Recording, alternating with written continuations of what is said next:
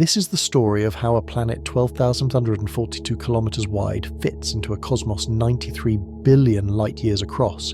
And when you understand the numbers, nothing about your place in existence will ever feel quite the same. Earth seems massive when you're standing on it, looking out at horizons that stretch beyond sight, oceans that span thousands of miles, continents that dwarf entire countries. Walk from one end of your city to the other, and it feels endless. Fly across an ocean, and it takes hours. Circumnavigate the globe, and you've accomplished something remarkable. Drive across the United States, and you'll cover nearly 5,000 kilometers. Sail across the Pacific Ocean, and you'll travel more than 15,000 kilometers. Climb Mount Everest, and you'll ascend nearly 9 kilometers above sea level. These distances feel enormous because they're measured against human scale, against the size of our bodies and the speed at which we can move.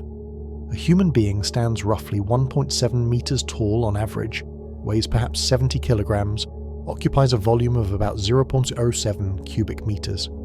From this perspective, Earth is incomprehensibly large. The planet contains about 1.08 trillion cubic kilometers of material, weighs approximately 6 trillion kilograms, extends 12,242 kilometers from one side to the other. If you started walking at a steady pace and never stopped, it would take you about 8 months to walk around Earth's equator. If you could drill straight down through the planet and somehow survive the journey, it would take you about 2 days of continuous falling to reach the other side, accelerating under gravity through molten rock and iron until you emerged on the opposite hemisphere. Humans spent millennia believing this planet was the center of everything, that the sun and stars revolved around us, that our world represented the pinnacle of creation. Ancient Greek philosophers calculated Earth's circumference with remarkable accuracy more than 2,000 years ago. Eratosthenes measured the angle of shadows in different cities and derived a value within 15% of the true measurement. But even this achievement reinforced the notion that Earth was a substantial, significant object worthy of cosmic attention. Medieval astronomers developed complex models with Earth at the center, surrounded by crystalline spheres carrying the moon, sun, planets, and stars in elaborate orbits designed to match observations while preserving our central position. The Copernican revolution shattered this geocentric model, placing the sun at the center of the solar system and relegating Earth to being just another planet. But even Copernicus couldn't fully escape the assumption of cosmic centrality. He still believed the solar system occupied a special position in the universe. Galileo's telescope revealed that Jupiter had moons orbiting it, that Venus showed phases like the moon, that the Milky Way resolved into countless individual stars, all evidence that our world wasn't unique or central. Yet the true scale of the cosmos remained hidden.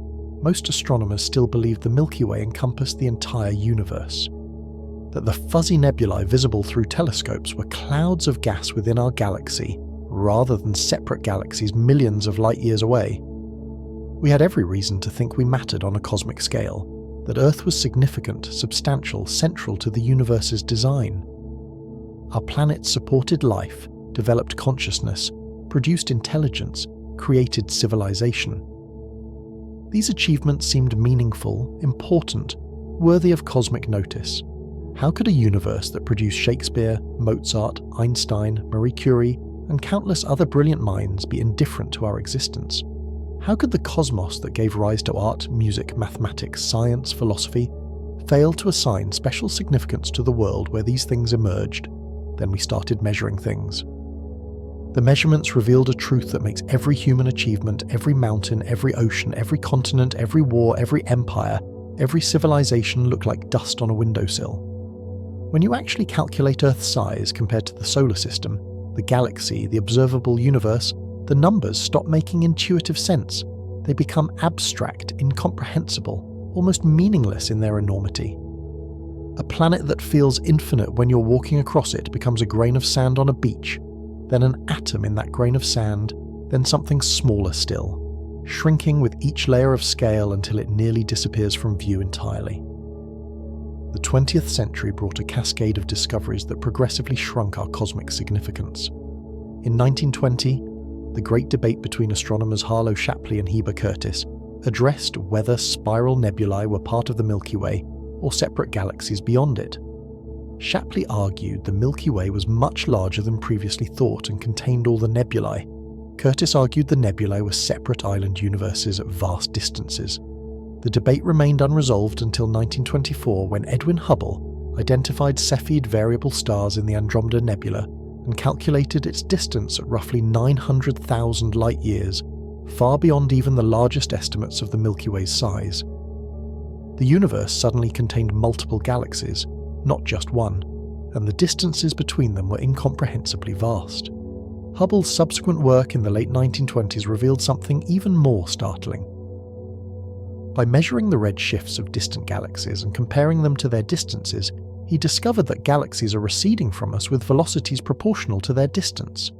The farther away a galaxy is, the faster it's moving away, a relationship now called Hubble's law. This observation implied that the universe itself is expanding, that space is stretching, carrying galaxies apart from each other. The implications were staggering. If the universe is expanding now, it must have been smaller in the past, suggesting a beginning point where everything was compressed into an infinitely small, infinitely dense state. The Big Bang theory emerged from these observations, replacing the idea of a static, eternal universe with one that had a definite beginning and has been evolving ever since. Subsequent decades brought measurements of cosmic expansion rates, determinations of the universe's age, calculations of its composition, discoveries of dark matter and dark energy, observations of the cosmic microwave background radiation, and mapping of large-scale structure across billions of light-years. Each discovery reinforced the same basic conclusion. Earth is unimaginably small, the solar system is negligible, the Milky Way is one galaxy among trillions, and the observable universe extends so far that our entire galactic neighbourhood becomes invisible when viewed from cosmic distances. Most people know Earth is small compared to the universe. That much has filtered into general knowledge, but knowing and understanding are different things entirely. Saying Earth is small compared to the universe is like saying the ocean is wet. Technically accurate, but missing the profound reality of what that means. The actual scale, the real numbers, the genuine comparison, breaks human intuition completely. It forces you to reconsider everything you thought you knew about size, distance, significance, existence itself. Children learn in school that the sun is much larger than Earth, that stars are far away, that galaxies contain billions of stars, that the universe is very old and very large. These facts become part of general knowledge, background information that's accepted without truly being internalized. But accepting a fact intellectually and genuinely comprehending its implications are vastly different cognitive processes. You can know that the observable universe is 93 billion light-years across without having any real sense of what that means, without being able to visualize the scale, without feeling the weight of Earth's insignificance in the face of such enormity. Here's what we're going to examine. We'll start with Earth in the solar system, comparing our planet to the other worlds orbiting the Sun. Then we'll look at the Sun itself and how it stacks up against other stars, massive giants that make our home star look microscopic. From there, we'll zoom out to the Milky Way galaxy, a structure so large it defies comprehension, even though it's relatively small as galaxies go. We'll continue outward to other galaxies, billions of them scattered across billions of light-years, each one containing billions or trillions of stars. Then we'll confront the observable universe itself, a sphere 93 billion light-years in diameter, containing everything we can possibly see. And we'll calculate where Earth fits in that incomprehensible expanse. The numbers will grow so large they'll lose meaning. They'll become strings of digits that represent distances and sizes our brains simply weren't designed to process. Along the way, we'll translate these abstract numbers into something more tangible. We'll shrink the universe down to scales we can actually visualize. We'll compare cosmic distances to everyday objects. We'll find creative ways to make the incomprehensible slightly less impossible to grasp. But even with these translations, even with careful analogies and scaled-down models, the fundamental truth remains unchanged. Earth is unimaginably small. Humans are inconsequential specks on an inconsequential speck, and the universe is so vast that our existence barely registers as a statistical anomaly. This isn't meant to depress you or make human life seem meaningless, though it certainly can feel that way when you first confront these numbers. There's something else here too. something profound about being conscious entities capable of understanding our own insignificance, about being matter that has organized itself in such a way that it can contemplate the cosmos and calculate its own relative size within it. We might be tiny, but we're the tiny things that figured out how tiny we are, and that counts for something. Let's begin with the planet beneath your feet and work our way outward into the void. Stand anywhere on Earth's surface and you're standing on a sphere 12,642 kilometers in diameter, give or take a few kilometers depending on where exactly you measure, since Earth isn't a perfect sphere but slightly flattened at the poles and bulging at the equator. That equatorial diameter stretches to 12,156 kilometers, while the polar diameter measures 12,114 kilometers, a difference of about 42 kilometers caused by our planet's rotation. The spinning generates centrifugal force that pushes matter outward at the equator, creating that subtle bulge, not enough to notice when you're standing on the ground, but measurable with precision instruments. Earth's shape, more accurately described as an oblate spheroid, results from the balance between gravity trying to pull everything into a perfect sphere and rotation trying to fling material outward at the equator. If Earth spun faster, the equatorial bulge would be more pronounced. If it spun slower, the planet would be more spherical. At Earth's current rotation rate, completing one turn every 23 hours, 56 minutes and 4 seconds, the balance creates a difference of 42 kilometers between equatorial and polar diameters, a variation of about 0.3%. The total surface area of Earth comes to about 510 million square kilometers, roughly 70% water and 30% land, though those percentages shift slightly depending on ice coverage at the poles and seasonal variations in sea level. That's a lot of surface area by human standards, more territory than our species has fully explored even now, in the age of satellites and GPS. There are still parts of the deep ocean we've never visited, regions of the Amazon rainforest where no human has set foot, caves and underground systems we haven't mapped. From a human perspective, Earth remains a vast and largely unknown world, full of places we haven't seen and ecosystems we're still discovering. The oceans alone contain about 1.335 billion cubic kilometers of water, enough liquid to cover the entire planet to a depth of about 2.6 kilometers if you smoothed out all the land and ocean basins into a featureless sphere. The deepest point in the ocean, the Challenger Deep in the Mariana Trench, reaches about 10,994 meters below sea level, a depth so extreme that the water pressure reaches more than 1,000 atmospheres, enough to crush most human-made objects instantly. Only specially designed submarines and unmanned probes can survive the journey to these abyssal depths. Land covers about 148 million square kilometers, divided into 7 continents ranging from tiny Australia at 7.7 million square kilometers to enormous Asia at 44.6 million square kilometers. The highest point on land, Mount Everest summit, reaches 8,149 meters above sea level, while the lowest point on land, the shore of the Dead Sea, sits about 430 meters below sea level. The total vertical relief from the deepest ocean trench to the highest mountain peak spans about 19.8 kilometers, roughly 0.16% of Earth's diameter. Earth's mass totals approximately 5.972 times 10 to the 24th power kilograms, a number so large it's difficult to conceptualize. That's nearly 6 trillion kilograms, or about 6 septillion kilograms in long-scale naming. This mass is distributed through 4 main layers: the crust, mantle, outer core and inner core. The crust, the thin outer shell where we live, accounts for only about 0.5% of Earth's total mass despite being the layer we're most familiar with. Continental crust averages about 35 kilometers thick and consists primarily of granite and other light rocks, while oceanic crust averages only about 7 kilometers thick and consists mainly of denser basalt. Beneath the crust lies the mantle, a layer of hot, slowly flowing rock extending from the base of the crust down to about 2,900 kilometers depth. The mantle makes up about 84% of Earth's volume and 67% of its mass, a vast region of rock that behaves as a solid on short timescales, but flows like an extremely viscous fluid over millions of years. Convection currents in the mantle drive plate tectonics, the process that moves continents, builds mountains, triggers earthquakes, and creates volcanoes. The outer core, extending from 2,900 to 5,850 kilometers depth, consists of liquid iron and nickel at temperatures reaching 4,000 to 6,000 degrees Celsius. The outer core makes up about 30% of Earth's mass, and its motion generates Earth's magnetic field through a process called the dynamo effect.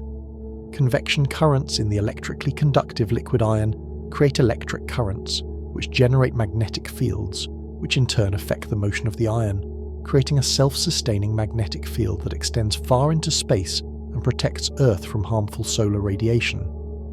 The inner core, a solid sphere of iron and nickel extending from 5,150 kilometers depth to Earth's center at 6,371 kilometers, makes up only about 1.7% of Earth's mass despite its incredible density. Pressures at the inner core reach about 360 gigapascals, roughly 3.6 million times atmospheric pressure at sea level, enough to keep the iron solid despite temperatures exceeding 5,000 degrees Celsius. The inner core is growing slowly as the outer core gradually cools and freezes, adding about a millimeter of thickness every million years. But perspective changes everything, and the solar system perspective is radically different. Earth orbits the Sun at an average distance of about 150 million kilometers, a measurement astronomers call 1 astronomical unit, or AU, the baseline for measuring distances in our solar system. Light from the Sun takes approximately 8 minutes and 20 seconds to cross that distance, travelling at 2,997 kilometers per second, the fastest speed anything in the universe can achieve. When you see sunlight, you're seeing photons that left the Sun's surface more than 8 minutes ago, ancient light by human standards, a reminder that even at cosmic speed limits, space is absurdly large. Compare Earth to the other planets in our solar system, and the scales start expanding rapidly. Mercury, the closest planet to the Sun, has a diameter of about 4,179 kilometers, making it smaller than Earth but still respectably sized, roughly 38% of our planet's diameter. Venus comes closer at 12,104 kilometers in diameter, nearly Earth's twin in size, though wildly different in almost every other respect, with its crushing atmosphere and hellish surface temperatures. Mars stretches to 6,179 kilometers across, about 53% of Earth's diameter, a cold desert world with ice caps and ancient river valleys, carved when liquid water once flowed across its surface billions of years ago. These are the rocky planets, the terrestrial worlds, bodies made of solid material with defined surfaces you could theoretically stand on if you had the right equipment. They're all relatively similar in size, all measured in thousands of kilometers rather than tens of thousands, all small enough that you could wrap your mind around their dimensions without too much difficulty. Then you get to the gas giants, and the scale shifts dramatically. Jupiter dominates the solar system like nothing else. With a diameter of about 142,184 kilometers, Jupiter is 11 times wider than Earth, enormous enough that if you lined up 11 Earths side by side, they'd stretch from one edge of Jupiter to the other. But that's diameter, a linear measurement. The real mind-bender comes when you calculate volume. Jupiter's volume is so large that you could fit about 1/300 Earths inside it, pack them in like oranges in a crate, and still have room to spare. The number is actually closer to 1,321 Earths to be precise, though precision starts to lose meaning at these scales. The point is that Jupiter could swallow our entire planet more than 1,000 times over and barely notice the addition. Jupiter's mass tells a similar story. While Earth has a mass of approximately 5.97 times 10 to the 24th power kilograms, Jupiter weighs in at about 1.9 times 10 to the 27th power kilograms, roughly 318 times Earth's mass. Despite being able to fit 1,321 Earths inside its volume, Jupiter only has the mass of 318 Earths because it's made mostly of hydrogen and helium, gases far less dense than the rock and iron that make up our planet. Earth's density is about 5.51 grams per cubic centimetre, while Jupiter's is only 1.33 grams per cubic centimetre, less than a quarter as dense. If you could find an ocean large enough, Jupiter would float in it, though finding an ocean that size presents certain practical difficulties. Jupiter's Great Red Spot, a storm that's been raging for at least 300 years and possibly much longer, is itself larger than Earth. The spot measures roughly 16,000 kilometers across at its widest point. though recent observations show it's been shrinking over the past few decades. Still, even diminished, this single weather system dwarfs our entire planet. A storm so massive and persistent that it makes Earth's most violent hurricanes look like gentle breezes by comparison. Saturn comes next, slightly smaller than Jupiter, but still massive by terrestrial standards. Saturn's equatorial diameter reaches about 120,836 kilometers, making it roughly 9.5 times wider than Earth. You could fit about 764 Earths inside Saturn's volume, though like Jupiter, Saturn is made primarily of hydrogen and helium and has a density of only 0.687 grams per cubic centimetre. Saturn is so low in density that it would actually float in water if you could find an ocean big enough to accommodate a planet 120,000 kilometres wide. Those famous rings, made of ice particles and rock ranging from tiny grains to house-sized chunks, extend outward from the planet for hundreds of thousands of kilometres, a system so vast and complex that we're still discovering new details about its structure and composition. The ice giants Uranus and Neptune are smaller than the gas giants, but still dwarf Earth considerably. Uranus has a diameter of about 50,124 kilometres, roughly 4 times Earth's width, while Neptune measures about 49,244 kilometres across. Both could comfortably fit dozens of Earths inside them. Both orbit so far from the Sun that sunlight takes hours to reach them. Both exist in a realm of permanent cold and darkness that makes Earth's polar regions seem tropical by comparison. Uranus orbits at an average distance of about 19.2 AU from the Sun, taking 84 Earth years to complete one orbit. Neptune sits even farther out at about 30 AU, requiring 165 Earth years for a single orbit. At these distances, sunlight is incredibly faint, about 400 times dimmer at Uranus than at Earth, nearly 900 times dimmer at Neptune. Surface temperatures on these worlds plunge to minus 220 degrees Celsius or colder, cold enough to freeze methane, ammonia, and other gases that exist as liquids or gases at Earth's temperatures. Both ice giants have distinctive characteristics. Uranus spins on its side with an axial tilt of about 98 degrees, meaning its poles alternately point directly at the Sun during its orbit. This creates extreme seasons where each pole experiences 42 years of continuous sunlight, followed by 42 years of continuous darkness. Why Uranus rotates this way remains uncertain, though most theories invoke a massive collision early in the solar system's history that knocked the planet onto its side. Neptune, despite being smaller and farther from the Sun than Uranus, appears brighter and bluer due to slightly higher concentrations of methane in its atmosphere. Neptune also has the strongest winds in the solar system, with storms reaching speeds up to 2,100 km per hour, faster than the speed of sound in Earth's atmosphere. The source of energy driving these intense storms remains mysterious because Neptune receives so little energy from the Sun, leading scientists to conclude that the planet must have a significant internal heat source, perhaps left over from its formation or generated by ongoing gravitational contraction. The planets are accompanied by a menagerie of moons, ranging from tiny irregular rocks a few kilometers across to worlds larger than Mercury. Jupiter alone has 95 known moons, Saturn has 146, Uranus has 28, Neptune has 16.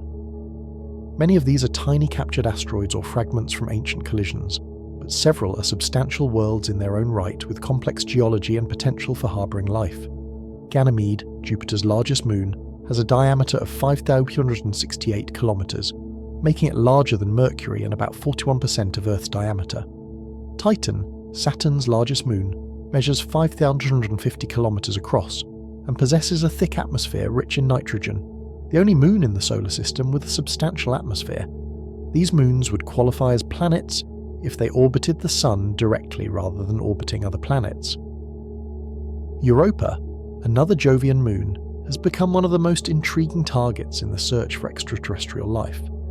Beneath its icy surface lies a global ocean of liquid water, perhaps 100 kilometers deep, kept liquid by tidal heating from Jupiter's immense gravitational pull. The ocean may contain twice as much water as all of Earth's oceans combined, and hydrothermal vents on the ocean floor could provide energy and nutrients similar to the vents that support life in Earth's deep oceans. Enceladus, a small moon of Saturn only 504 kilometers in diameter, also shows evidence of a subsurface ocean. Geysers erupt from cracks near the Moon's south pole, shooting plumes of water ice and organic molecules hundreds of kilometers into space. The Cassini spacecraft flew through these plumes and detected complex organic compounds, suggesting that Enceladus's ocean might have the ingredients necessary for life. Our solar system extends far beyond the planets. The Kuiper Belt, a region of icy bodies beyond Neptune's orbit, stretches from about 30 AU to 50 AU from the Sun. Pluto, once considered the 9th planet and now classified as a dwarf planet, orbits within this region at an average distance of about 39.5 AU from the Sun. The dwarf planet Eris, similar in size to Pluto, orbits even farther out at an average distance of about 68 AU. These distant worlds take centuries to complete a single orbit of the Sun, their years measured in our lifetimes, their seasons lasting longer than entire civilizations. The Kuiper Belt contains hundreds of thousands of objects larger than 100 kilometers across, with an estimated total population of billions of smaller bodies. These icy remnants preserve material from the solar system's formation 4.6 billion years ago, frozen samples of the primordial material that built the planets. Occasionally, gravitational perturbations send Kuiper Belt objects plunging toward the inner solar system, where they become short-period comets, their ices sublimating in the Sun's heat to create the brilliant tails we observe from Earth. Beyond the Kuiper Belt lies the Oort cloud, a theoretical shell of icy objects that may extend from about 2,000 AU to as far as 100,000 AU from the Sun, roughly halfway to the nearest star. This region has never been directly observed because the objects are too small and too far away to see with current telescopes, but we infer its existence from the long-period comets that occasionally fall inward toward the Sun, their trajectories suggesting they originated from a vast reservoir of icy bodies in the outer solar system. If the Oort cloud exists as theory predicts, it represents the true edge of the Sun's gravitational influence, the boundary where our solar system ends and interstellar space begins. The Oort cloud may contain trillions of objects, most of them barely more than dirty snowballs a few kilometers across, some potentially as large as dwarf planets. The total mass of the Oort cloud is estimated at perhaps 5 times Earth's mass, though this is highly uncertain given that we've never directly detected anything in this region. The outer edge of the Oort cloud defines the furthest extent of the Sun's gravitational dominance, beyond which the gravitational influence of nearby stars becomes comparable to the Sun's pull. At these scales, Earth becomes vanishingly small. Our planet, with its 12,142 kilometer diameter, is a tiny speck orbiting at 1 AU in a system that extends for hundreds of thousands of AU in all directions. If you scale the solar system down so that Earth was the size of a grain of sand about 1 millimeter across, the Sun would be a sphere about 10 centimeters in diameter sitting 11 meters away. Jupiter would be a marble about 1 centimeter across sitting 58 meters from the Sun, and the edge of the Oort cloud would be more than 10 kilometers distant. The solar system, even our immediate neighborhood, is almost entirely empty space with a few small objects scattered through it at enormous distances from each other. Walking through the solar system at this scale would be an exercise in contemplating emptiness. You'd start at the Sun, that grapefruit-sized sphere of light, walk 11 meters to find Earth, a grain of sand, continue another 7 meters to reach Mars, slightly smaller than Earth, then walk 36 more meters to Jupiter. From Jupiter to Saturn requires another 60 meters, then 140 meters to Uranus, then another 160 meters to Neptune. The total journey from the Sun to Neptune covers about 420 meters at this scale, roughly 4 city blocks, but most of that journey involves walking through empty space, seeing nothing but occasional grains of sand or pebbles representing the planets. The asteroid belt between Mars and Jupiter, often depicted in science fiction as a dense field of tumbling rocks, is actually incredibly sparse at this scale. Millions of asteroids orbit the Sun in the belt, but they're spread across such a huge volume that the average distance between neighbouring asteroids is about 600,000 kilometers, roughly 1.5 times the distance from Earth to the Moon.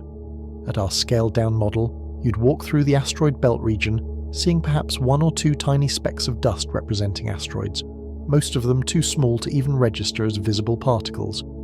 Earth makes up about 0.03% of the total mass of the solar system, a rounding error, a barely noticeable fraction of the matter orbiting the Sun. The Sun itself contains 99.86% of all the mass in the solar system. with Jupiter accounting for most of the remaining 0.14%. All the other planets, moons, asteroids, comets, dust and gas combined barely register on the scales, though that barely register category includes our entire world and everything on it.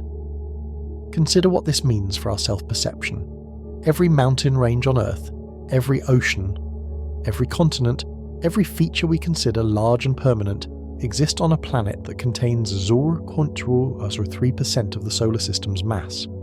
Mount Everest, rising 8.8 kilometers above sea level, is a barely noticeable bump on a sphere 12,142 kilometers in diameter.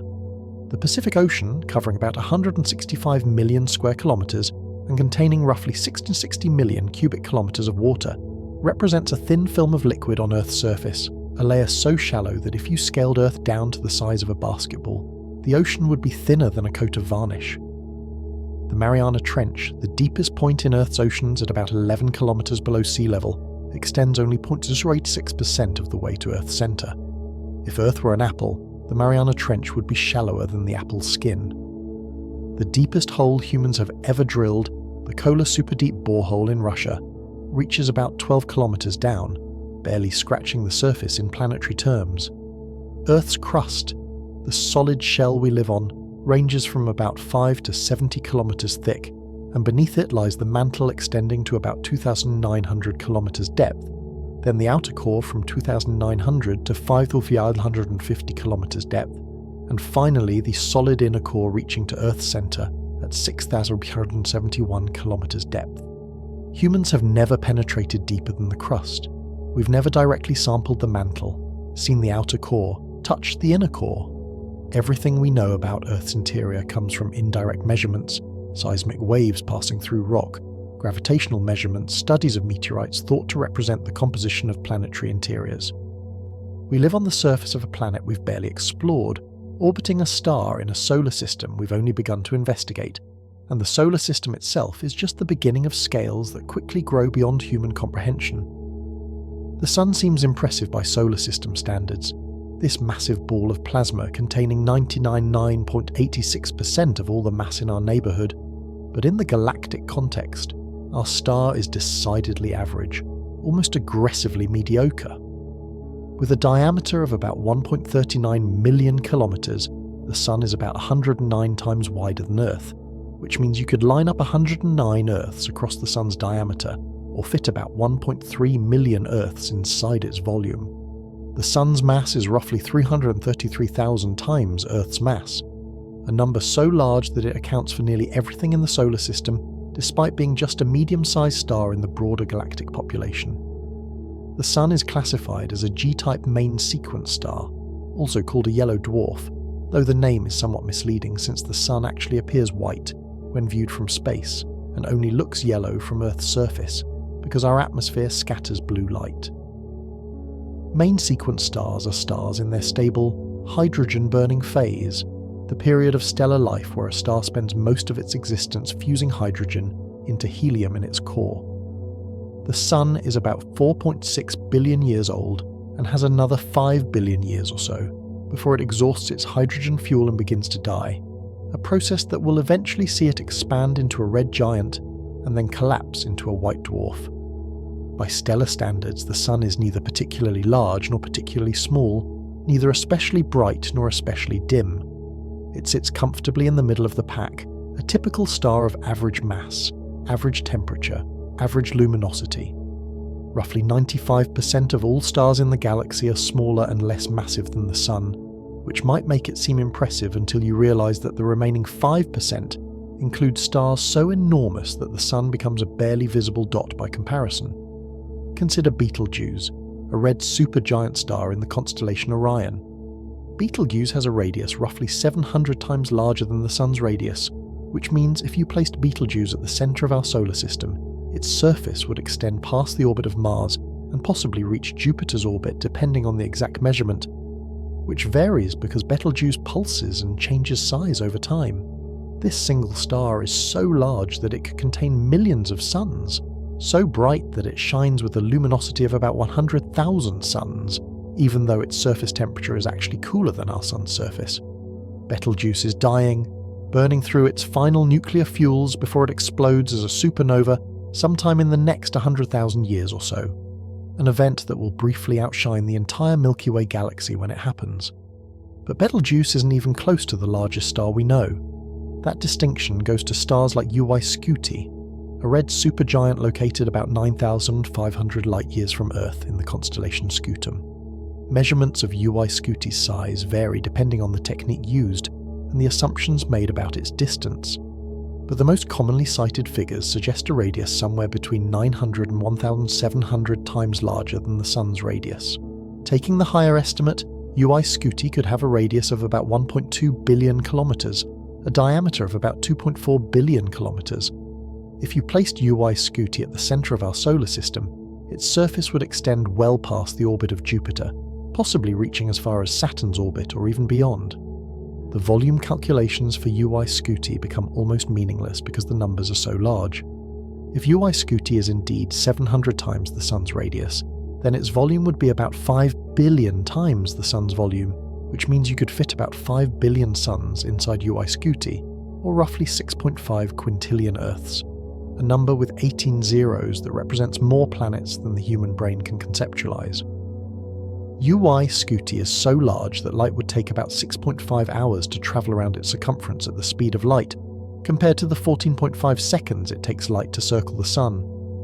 VY Canis Majoris, another red hypergiant, has also been measured at roughly 1,420 times the Sun's radius, making it comparable to UY Scuti in size.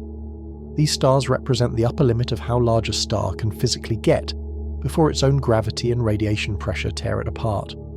They're incredibly rare, incredibly unstable, and incredibly short-lived by stellar standards. While stars like the Sun can burn for 10 billion years, these massive hypergiants exhaust their fuel in just a few million years, burning bright and dying young in spectacular supernova explosions that seed the galaxy with heavy elements. These giant stars also highlight an important point about size versus mass. UY Scuti and VY Canis Majoris are enormous in diameter, but their densities are incredibly low because they are expanded shells of gas surrounding small, dense cores. UY Scuti has a mass estimated at only 7 to 10 times the Sun's mass, despite having more than 5 billion times the Sun's volume. The star's outer layers are so diffuse that they're essentially a vacuum by Earth standards, thinner than the best vacuum we can create in a laboratory. If you could somehow travel through UY Scuti's outer atmosphere, you'd barely notice you were inside a star except for the gradually increasing temperature and the dim red glow all around you. The life cycle of these hypergiant stars follows a dramatically different path than the Sun's comparatively sedate evolution. Massive stars burn through their nuclear fuel at prodigious rates, fusing hydrogen into helium in their cores over just a few million years, rather than the billions of years required for Sun-like stars. When the hydrogen in the core is exhausted, the core contracts and heats up, triggering helium fusion that converts helium into carbon and oxygen. The star expands dramatically during this phase, becoming a red supergiant or hypergiant. For the most massive stars, the fusion process continues through multiple stages. After helium is exhausted, carbon fusion begins, producing neon and magnesium. Then neon fusion creates oxygen and magnesium. Oxygen fusion produces silicon and sulfur, and finally silicon fusion creates iron. Each successive fusion stage releases less energy and proceeds more quickly, the star racing toward its inevitable doom.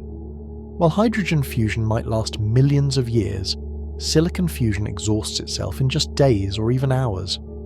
Iron represents the end of the line for fusion energy production.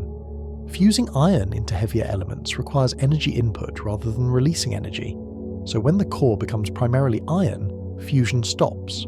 The core, no longer supported by the outward pressure from fusion reactions, collapses catastrophically in a fraction of a second. The collapse is so rapid and violent that it releases more energy in a few seconds than the star emitted during its entire previous lifetime. The outer layers, encountering the collapsing core, rebound outward in a supernova explosion that briefly outshines the entire galaxy. Type II supernovae, the explosions of massive stars, reach peak brightnesses of about 1 billion times the Sun's luminosity. For a few weeks, a single dying star can emit as much light as all the other stars in its galaxy combined. The explosion ejects the star's outer layers into space at speeds of 10,000 to 30,000 kilometers per second, creating an expanding shell of gas enriched with heavy elements, forged in the star's core and during the explosion itself. These heavy elements, everything heavier than hydrogen and helium, are scattered into the interstellar medium where they can be incorporated into new stars and planets. Every atom of carbon in your body, every atom of oxygen you breathe, every atom of iron in your blood was created inside a star and dispersed by a supernova explosion. The calcium in your bones, the sodium in your cells, the phosphorus in your DNA, all were forged in stellar furnaces and scattered through space by dying stars. We are quite literally made of stardust, the remnants of stars that lived and died billions of years ago. What remains after a supernova depends on the mass of the collapsing core. If the core has less than about 3 solar masses, it collapses into a neutron star, an object so dense that protons and electrons merge to form neutrons, creating a sphere of nuclear matter about 20 kilometers in diameter. If the core exceeds 3 solar masses, not even neutron degeneracy pressure can halt the collapse, and the core continues shrinking until it forms a black hole, a region of space-time so warped that nothing, not even light, can escape from within the event horizon. Binary star systems where 2 stars orbit each other add another layer of complexity to stellar evolution. When one star in a binary system becomes a white dwarf, it can accrete material from its companion star if they're close enough together. This accretion can trigger periodic explosions called novae, when enough material accumulates on the white dwarf's surface to ignite fusion. If enough material accumulates to push the white dwarf's mass above the Chandrasekhar limit of about 1.4 solar masses, the entire star can detonate in a Type Ia supernova, completely destroying the white dwarf and leaving nothing behind. Type Ia supernovae are remarkably consistent in their peak brightness because they always involve a white dwarf reaching the same critical mass. This makes them useful as standard candles for measuring cosmic distances. Astronomers can determine how far away a Type Ia supernova is by comparing its apparent brightness to its known intrinsic brightness. Measurements of Type Ia supernovae in distant galaxies led to the discovery that the universe's expansion is accelerating, driven by dark energy, earning the 2011 Nobel Prize in Physics for the discovery. Exotic stellar objects push the boundaries of physics even further. Magnetars are neutron stars with magnetic fields trillions of times stronger than Earth's magnetic field, so intense that they warp the vacuum of space around the star and could fatally disrupt the molecular bonds in a human body from thousands of kilometers away. Quark stars, theoretically possible but not yet confirmed to exist, would be even denser than neutron stars. With matter compressed so intensely that quarks break free from neutrons and exist in a soup of deconfined quark matter. Pulsars, rapidly spinning neutron stars that emit beams of radiation like cosmic lighthouses, can rotate hundreds of times per second. The fastest known pulsar spins 716 times per second, its surface moving at nearly a quarter of the speed of light. These rotations are incredibly stable, more stable than atomic clocks, making pulsars useful for testing theories of gravity and for potential navigation systems for spacecraft. Black holes represent the ultimate endpoint of stellar evolution for the most massive stars. The event horizon, the boundary beyond which nothing can escape, grows in proportion to the black hole's mass. A black hole with 3 solar masses has an event horizon radius of about 9 kilometers. One with 10 solar masses has a radius of about 30 kilometers, and so on. Stellar mass black holes, those formed from collapsed stars, typically range from a few to a few dozen solar masses, though more massive examples exist from mergers between black holes. Supermassive black holes found at the centers of most galaxies contain millions or billions of solar masses compressed into regions smaller than the solar system. The black hole at the Milky Way center, Sagittarius A, has a mass of about 4.3 million solar masses and an event horizon about 12 million kilometers in radius. Despite this mass, the black hole would fit inside Mercury's orbit around the Sun, a minute region at the galaxy's heart containing as much mass as 4.3 million stars. On the other end of the spectrum, you have stars like neutron stars and white dwarfs, objects where extreme mass is compressed into incredibly small volumes. A neutron star might have 1.4 times the Sun's mass compressed into a sphere only 20 kilometers across, creating density so extreme that a teaspoon of neutron star material would weigh about 1 billion tons on Earth.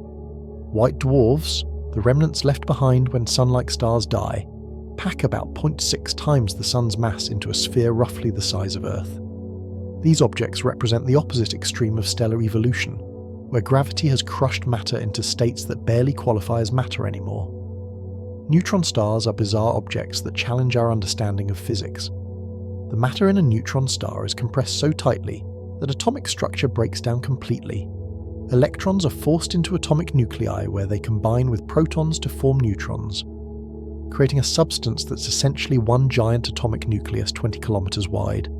The surface gravity on a neutron star is about 200 billion times stronger than Earth's surface gravity, strong enough that if you stood on a neutron star, assuming you could somehow withstand the conditions, you'd be instantly flattened into a layer of atoms a few micrometers thick. The fastest spinning neutron stars, called millisecond pulsars, rotate hundreds of times per second, their surfaces moving at significant fractions of the speed of light. PSR J1B7482446 holds the record, spinning 716 times per second, which means its equator is moving at about 70,000 kilometers per second, roughly 24% of the speed of light. At these rotation speeds, the neutron star is elongated by centrifugal force, bulging at the equator and flattened at the poles. But it remains stable because gravity is so intense that it overwhelms even these extreme forces. White dwarfs, while less extreme than neutron stars, are still incredibly strange objects. A typical white dwarf has a mass similar to the Sun compressed into a volume similar to Earth, creating a density about 200,000 times greater than water. The matter in a white dwarf is in a state called electron-degenerate matter, where electrons are packed so closely that quantum mechanical effects prevent further compression.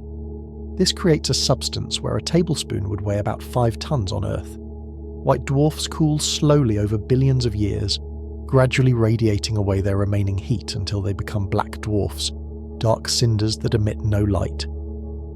This process takes so long that the universe isn't old enough yet for any black dwarfs to have formed. All white dwarfs still glow with residual heat from their formation, even after billions of years of cooling.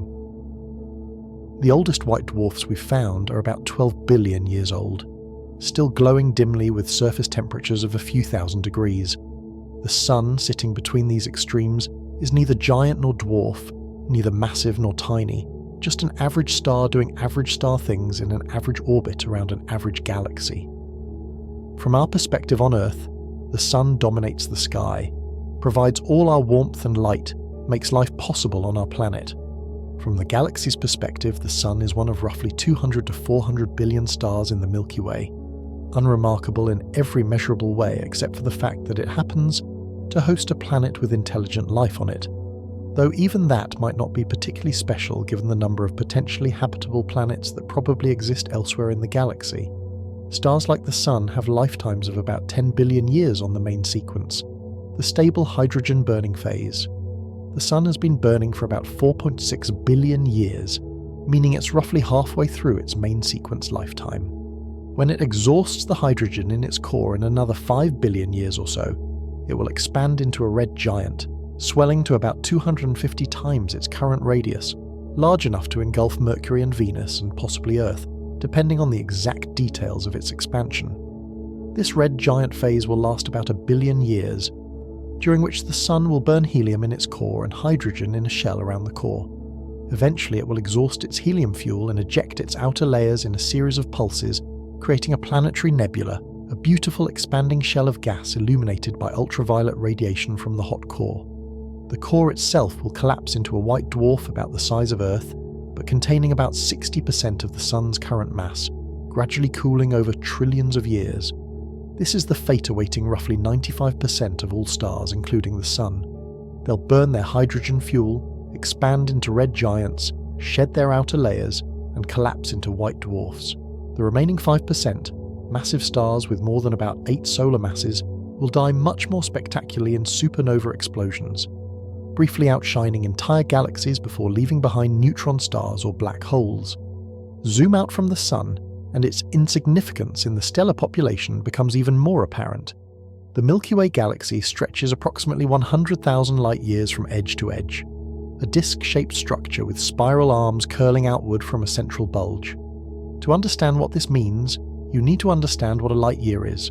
The distance light travels in 1 year, moving at its maximum speed of about 299,792 kilometers per second. 1 light year equals approximately 9.46 trillion kilometers, a distance so vast that it makes planetary distances in our solar system look microscopic. The Milky Way is 100,000 of these light years across. If you could travel at the speed of light, starting from one edge of the galaxy and moving in a straight line to the opposite edge, the journey would take 100,000 years. You could travel from Earth to the Moon in 1.3 seconds at light speed, from Earth to the Sun in 8 minutes and 20 seconds, from the Sun to Neptune in about 4 hours. But crossing the Milky Way would consume 100,000 years of continuous travel without stopping, without slowing down, moving at the fastest possible speed the universe allows. The actual width of the Milky Way is about 946 quadrillion kilometers, a number with 15 zeros that renders any earthly comparison meaningless. If Earth's diameter is 12,142 kilometers, then the Milky Way is about 74 billion times wider than Earth. Though even that comparison fails to capture the scale because we're comparing a planet to a galaxy. Two fundamentally different categories of objects. It's like comparing a single grain of sand to the Sahara Desert, and then claiming they're both made of sand, so the comparison is valid. The Sun orbits the galactic center at a distance of approximately 26,000 light-years, placing us roughly halfway between the core and the outer edge, in a relatively sparse region between two major spiral arms called the Orion Spur or Orion Arm. The Sun and its planets travel around the galaxy at a speed of about 828,000 kilometers per hour, completing one full orbit every 225 to 250 million years, a period called a galactic year or cosmic year. Earth has completed only 20 or so orbits since it formed 4.5 billion years ago. The dinosaurs lived their entire existence during part of a single galactic orbit. Human civilization has existed for less than 1/10,000th of a galactic year. The Milky Way isn't just a flat disk. It has a central bulge about 10,000 light-years in diameter, a spherical concentration of old stars that formed early in the galaxy's history. This bulge is surrounded by the disk, which is about 1,000 light-years thick on average, but much thinner than its 100,000 light-year width, giving the galaxy a shape like a fried egg or a flying disk depending on your viewing angle. Beyond the visible disk extends a stellar halo containing globular clusters, ancient groups of stars that orbit the galaxy in random trajectories rather than following the disk's circular motion. The galaxy also has a dark matter halo extending far beyond the visible stars, a region where invisible matter, detected only through its gravitational effects, makes up the majority of the galaxy's mass. This dark matter halo may extend as far as 2 million light-years from the galactic center, creating a region of enhanced gravity that keeps the galaxy together and affects the motion of nearby dwarf galaxies that orbit the Milky Way as satellites. The Milky Way contains somewhere between 200 billion and 400 billion stars, though the exact count is uncertain because we can't see all of them. Many stars are hidden behind dust clouds in the galactic plane. Many are too dim to detect at great distances. Many exist in regions we simply haven't surveyed yet. The generally accepted estimate hovers around 200 to 300 billion stars, give or take 100 billion, which tells you something about the uncertainty involved in counting objects you can't actually count individually. These stars aren't distributed evenly. Most cluster in the spiral arms and the central bulge, regions of higher star density where gravitational interactions are more common and star formation is more active. The space between the arms, where our solar system resides, is comparatively quiet and sparse, though sparse is relative when you're talking about billions of stars distributed across thousands of light-years. Even in our relatively empty neighbourhood, the nearest star beyond the Sun, Proxima Centauri, is only 4.24 light-years away, a distance that would take current spacecraft tens of thousands of years to cross, but is practically next door on galactic scales. The Milky Way is a barred spiral galaxy, meaning it has a central bar-shaped structure of stars rather than a simple spherical bulge, with spiral arms extending from the ends of this bar. The bar is about 27,000 light-years long, rotating at a different rate than the rest of the galaxy, and creating complex gravitational interactions that shape star formation and orbital dynamics. The spiral arms, Perseus Arm, Scutum Centaurus Arm, Sagittarius Arm, and Orion Spur where we live, are regions of enhanced density where gas clouds are compressed, triggering star formation and creating the bright blue-white appearance of young, massive stars. At the very centre of the galaxy sits Sagittarius A, a supermassive black hole with a mass about 4.3 million times the Sun's mass. This black hole is about 26,000 light-years from Earth. Too far to pose any danger to us, but close enough that we can observe its effects on nearby stars, watching them whip around the invisible mass at tremendous speeds, their orbits revealing the presence of something enormous and dark at the galaxy's heart. The black hole itself is remarkably small, with an event horizon only about 14 million kilometers across, smaller than Mercury's orbit around the Sun, yet it contains enough mass to hold the entire inner galaxy in its gravitational grip. Stars in the immediate vicinity of Sagittarius A, called S stars, orbit the black hole in elliptical paths that bring them incredibly close to the event horizon. S2, one of the brightest and most studied of these stars, has an orbital period of only 16 years and reaches speeds up to 7,650 kilometers per second, about 2.5% of the speed of light, when it passes closest to the black hole. At these speeds and in such an intense gravitational field, relativistic effects become measurable. General relativity predicts that S2's orbit should precess, slowly rotating its orientation over time, which observations have confirmed with remarkable precision. In April 2019, the Event Horizon Telescope collaboration released the first direct image of Sagittarius A, showing the shadow of the event horizon surrounded by a ring of glowing material. The image confirmed predictions from general relativity about how light behaves in the extreme gravitational field near a black hole, where space-time is warped so severely that light can orbit the black hole in unstable circular paths before either falling in or escaping to infinity. Sagittarius A is relatively quiet as supermassive black holes go. It's not actively feeding on large amounts of material, so it doesn't produce the brilliant radiation associated with active galactic nuclei or quasars. The black hole accretes only about 10 to the -9th solar masses per year, a trickle compared to the torrents of material consumed by more active black holes in other galaxies. This quiescence may be temporary. Computer simulations suggest that when the Milky Way and Andromeda merge in about 4.5 billion years, the resulting gravitational disruption will funnel enormous amounts of gas toward the merged galaxy's central black hole, potentially triggering a brief but brilliant active galactic nucleus phase. The galaxy also has a dark matter halo extending far beyond the visible stars, a region where invisible matter, detected only through its gravitational effects, makes up the majority of the galaxy's mass. This dark matter halo may extend as far as 2 million light-years from the galactic center, creating a region of enhanced gravity that keeps the galaxy together and affects the motion of nearby dwarf galaxies that orbit the Milky Way as satellites. Dark matter's existence was inferred from observations that galaxies rotate too fast for their visible matter alone to hold them together.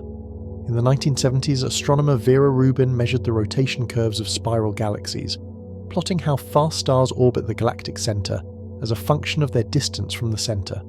Newton's laws of gravity predict that stars farther from the center should orbit more slowly, just as outer planets in our solar system orbit the Sun more slowly than inner planets. But Rubin found that stars in the outer regions of galaxies orbit at roughly the same speed as stars closer to the center, sometimes even faster. This flat rotation curve implies that galaxies contain much more mass than we can see, distributed in a roughly spherical halo surrounding the visible disk. Calculations show that dark matter outweighs visible matter by about a factor of 5 to 1 in most galaxies. The Milky Way's total mass, including dark matter, is estimated at about 1.5 trillion solar masses, of which only about 200 to 400 billion solar masses are in stars, with perhaps another 100 billion solar masses in gas and dust.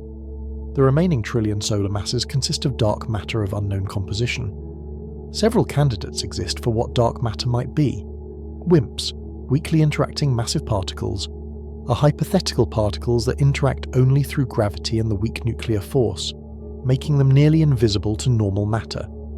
Physicists have built detectors deep underground to search for WIMPs colliding with atomic nuclei, but decades of searching have produced no confirmed detections. Axions, another hypothetical particle, were originally proposed to solve a problem in quantum chromodynamics, but could also account for dark matter if they exist in sufficient quantities.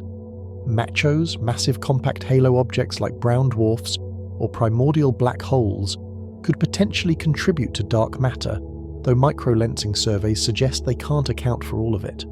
The mystery of dark matter's composition remains one of the most pressing questions in physics. And we know dark matter exists because we can measure its gravitational effects, we can map its distribution using gravitational lensing and galaxy rotation curves, we can calculate how much of it there is by comparing our measurements to cosmological models. But we don't know what it's made of, can't detect it directly, can't produce it in particle accelerators, can't explain why it interacts so weakly with normal matter. The Milky Way's dark matter halo shapes the orbits of satellite galaxies and affects the motion of nearby galaxies. The large and small Magellanic Clouds, irregular dwarf galaxies orbiting the Milky Way, are gradually being torn apart by tidal forces as they move through the dark matter halo. Streams of stars and gas pulled from the Magellanic Clouds trail behind them in their orbits, creating structures called the Magellanic Stream that can be detected through radio observations of neutral hydrogen. Our solar system, with all its planets and moons and asteroids and comets, occupies a volume about 2 light-years across if you include the Oort cloud. In a galaxy 100,000 light-years wide, that's 0.002% of the diameter, a fraction so small it's essentially zero. The Sun makes up 0.0003% of the galaxy's mass. Earth makes up an even tinier fraction of the Sun's mass. Humans make up an insignificant fraction of Earth's mass. When you multiply these fractions together, you get numbers so small they're effectively meaningless, values so close to zero that they might as well be zero for all practical purposes. The Milky Way's stellar population divides into different categories based on age, composition, and orbital characteristics. Population Y stars, which include the Sun, are relatively young stars rich in heavy elements, found primarily in the galactic disk and spiral arms. These stars formed from gas clouds enriched by previous generations of stars, giving them higher metallicities than older stars. Population 2 stars are older stars with low metallicity, found primarily in globular clusters in the galactic halo. These stars formed early in the galaxy's history from nearly pristine gas with minimal heavy element content. A third category, population 3 stars, theoretically existed in the very early universe, but none have been directly observed. These would be the first stars formed from hydrogen and helium created in the Big Bang, with essentially zero heavy element content.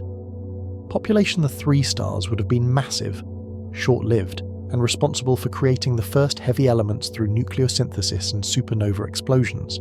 Their remnants, in the form of heavy elements scattered through space, enabled subsequent generations of stars to form with planets and potentially life.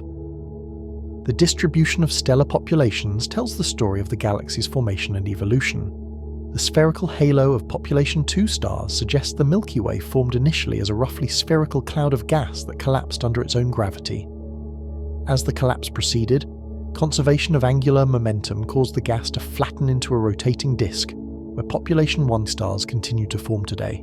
The spiral arms, transient density waves that rotate around the galaxy, compress gas clouds and trigger star formation, creating the bright blue-white appearance characteristic of active star-forming regions. The Milky Way's spiral structure isn't static. The spiral arms rotate around the galaxy's center, but at a different rate than the stars themselves, creating what astronomers call density waves. Stars move in and out of the spiral arms as they orbit the galaxy, spending time inside the arms where density is higher and more star formation occurs, then moving into the less dense regions between the arms. The spiral pattern is maintained by gravitational interactions and differential rotation, with inner parts of the galaxy completing orbits faster than outer parts. The Sun orbits the galactic center at a velocity of about 828,000 km per hour, an astonishing speed that's hard to comprehend in human terms. That's about 230 km per second. Fast enough to travel from Earth to the Moon in less than 2 hours, fast enough to circle Earth's equator in about 3 minutes. Yet despite this incredible velocity, the Sun takes 225 to 250 million years to complete one orbit because the path is so incredibly long, about 163,000 light-years in circumference. Since Earth formed 4.5 billion years ago, our solar system has completed about 20 orbits around the galaxy. When the dinosaurs ruled Earth 200 million years ago, the Sun was on the opposite side of the galaxy from where it is now. When the first multicellular life appeared on Earth about 1.5 billion years ago, the Sun had completed only about 6 or 7 galactic orbits. Human civilization, all of recorded history, all of written language, mathematics, science, art, every empire that has risen and fallen, has occurred in less than 1/10,000th of a single galactic year. The Milky Way is our home galaxy, the structure that contains everything we can see in the night sky with the naked eye, except for a handful of nearby galaxies visible as faint smudges. Every star you've ever seen, every constellation you've learned to recognize, every point of light in the heavens except for planets and galaxies, is part of the Milky Way, a member of our galactic neighborhood. Yet the Milky Way itself is just one galaxy among billions, a single structure in a universe filled with similar structures, neither particularly large nor particularly small as galaxies go. The visible band of light we call the Milky Way in the night sky is actually our view of the galactic disk from inside it. When you look at that cloudy band stretching across the sky, you're seeing the combined light of billions of stars too distant and too faint to resolve individually. In one direction, toward the constellation Sagittarius, the band appears brighter and thicker because you're looking toward the galactic center with its dense concentration of stars.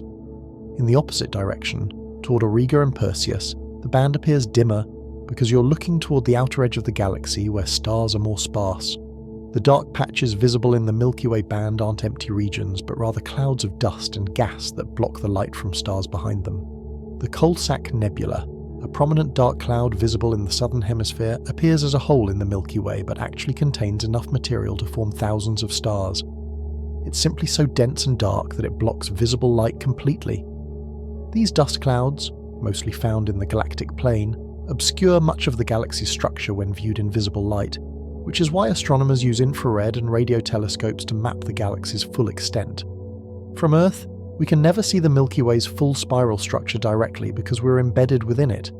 Our view is like trying to see the shape of a forest while standing in the middle of it. Individual trees are clear, but the overall structure is hidden. Astronomers have mapped the galaxy's structure by measuring the distances and motions of millions of stars, identifying concentrations that mark the spiral arms, and using observations of gas clouds and star-forming regions to trace the arm's full extent. The Milky Way doesn't exist in isolation. It's part of a structure called the Local Group, a collection of about 80 known galaxies spread across a region roughly 10 million light-years in diameter. The Local Group contains 3 large spiral galaxies, the Milky Way, Andromeda and Triangulum, plus dozens of smaller dwarf galaxies that orbit the larger ones like satellites. Most of these dwarf galaxies are irregular or elliptical in shape, containing anywhere from a few million to a few billion stars, tiny compared to the major spirals but still galaxies in their own right. Andromeda, also called M31 or Messier 31, is the largest galaxy in the Local Group. With a diameter of about 220,000 light-years, Andromeda is roughly twice the size of the Milky Way and contains an estimated 1 trillion stars, more than double our galaxy's stellar population. Andromeda is located approximately 2.5 million light-years from the Milky Way, close enough that it's visible to the naked eye as a faint smudge in the constellation Andromeda on dark, clear nights.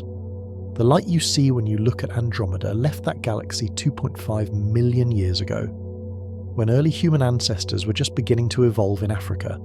Andromeda and the Milky Way are approaching each other at about 110 kilometers per second, drawn together by gravity despite the overall expansion of the universe. In about 4.5 billion years, the two galaxies will collide and merge in a slow-motion cosmic dance that will take hundreds of millions of years to complete.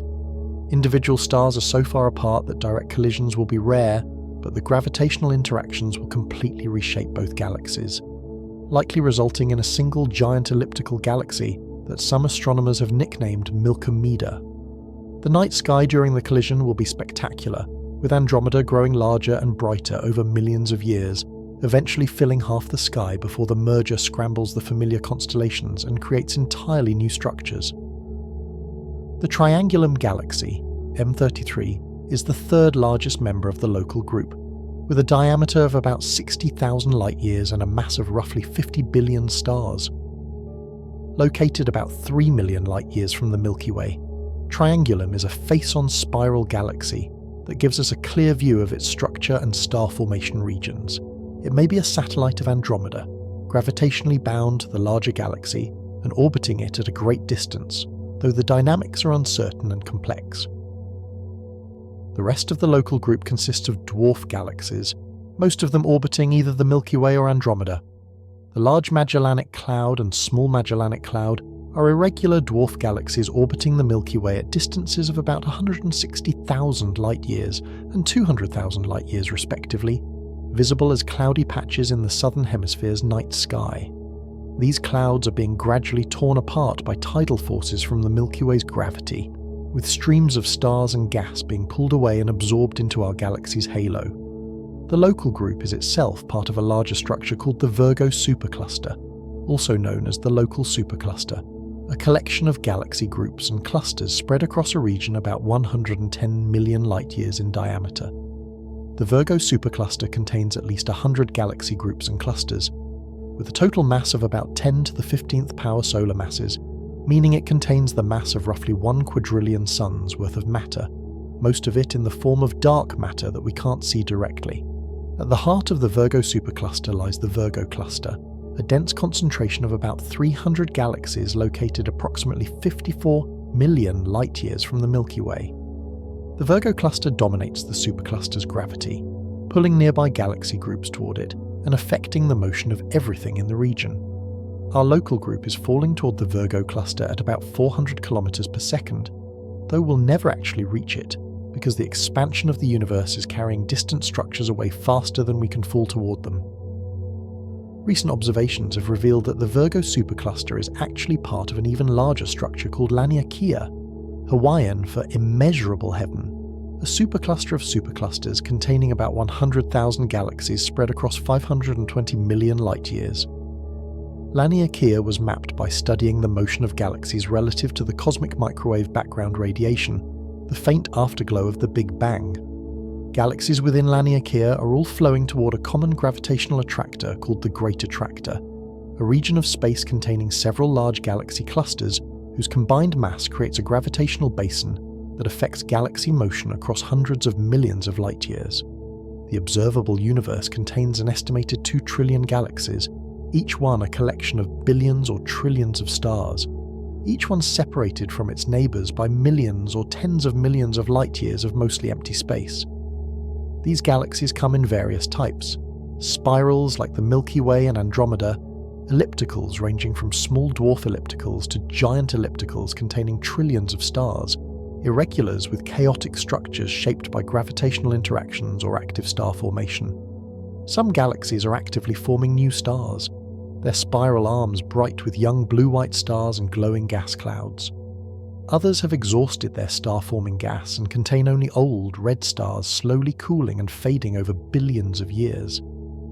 The largest known galaxy, IC 1101, is a giant elliptical located about 1 billion light-years from Earth. IC 1101 has a diameter of approximately 6 million light-years, making it about 60 times larger than the Milky Way, and contains an estimated 100 trillion stars, about 250 to 500 times more stars than our galaxy. This single galaxy is so large that it could contain the entire local group with room to spare, so massive that its central supermassive black hole has a mass estimated at 40 to 100 billion times the Sun's mass, roughly 10,000 times more massive than the black hole at the Milky Way's centre. Galaxies aren't randomly distributed across space. They cluster together in groups and clusters, which in turn cluster into superclusters, which appear to be arranged along filaments and sheets surrounding vast empty regions called voids. This structure, sometimes called the cosmic web, represents the largest scale organization of matter in the universe. The filaments can stretch for hundreds of millions of light-years, containing thousands or millions of galaxies aligned along thin threads of dark matter and normal matter. The voids between them can be 300 million light-years across or larger, containing very few galaxies and representing the emptiest regions of space we know. The formation of this cosmic web traces back to the earliest moments after the Big Bang. Tiny quantum fluctuations in the infant universe, variations in density that amounted to perhaps 1 part in 100,000, were stretched to cosmic scales by inflation and amplified by gravity over billions of years. Regions that were slightly denser than average attracted more matter through gravitational attraction, becoming denser still, while regions that were slightly less dense lost matter to their surroundings, becoming emptier.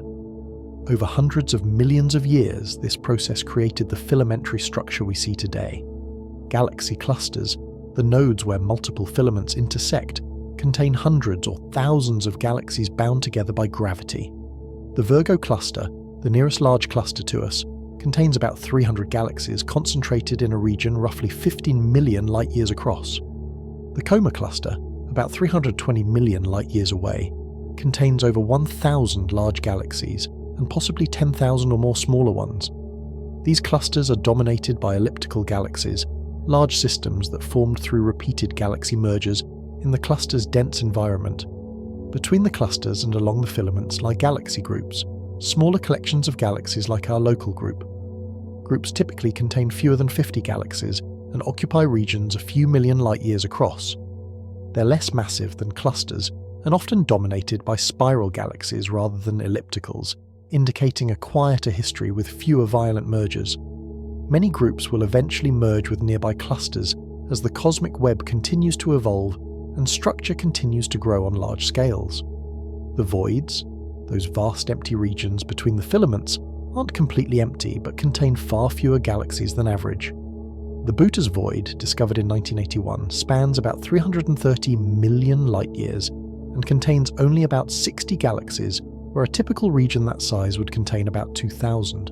These voids are expanding due to dark energy and the general expansion of the universe, growing emptier over time as the few galaxies they do contain are pulled toward the denser filaments surrounding them.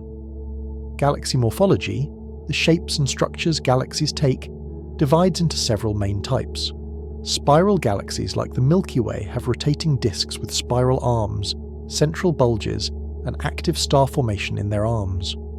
Barred spiral galaxies, a subtype that includes the Milky Way, have elongated bars of stars across their centers with spiral arms extending from the bar's ends rather than from the central bulge. Elliptical galaxies range from nearly spherical to highly elongated and generally contain older, redder stars with little ongoing star formation. Irregular galaxies lack organized structure and often result from gravitational interactions or mergers between galaxies. Lenticular galaxies sit between spirals and ellipticals, possessing disk-like structure but lacking spiral arms and having exhausted most of their star-forming gas. These galaxies may represent a transition state between spirals and ellipticals, or may form through different evolutionary pathways. Dwarf galaxies, the most numerous type, come in irregular, elliptical, and spiral varieties, containing as few as several million stars compared to the hundreds of billions in larger galaxies. The Milky Way, with its 200 to 400 billion stars, is just one point of light in this vast cosmic web, one galaxy among 2 trillion others, one collection of matter in a universe that contains more galaxies than there are stars in our entire galaxy. When you look at the Milky Way in the night sky, that band of light stretching overhead, you're seeing only a tiny fraction of our own galaxy from inside it. The combined light of billions of stars too far away and too faint to see individually.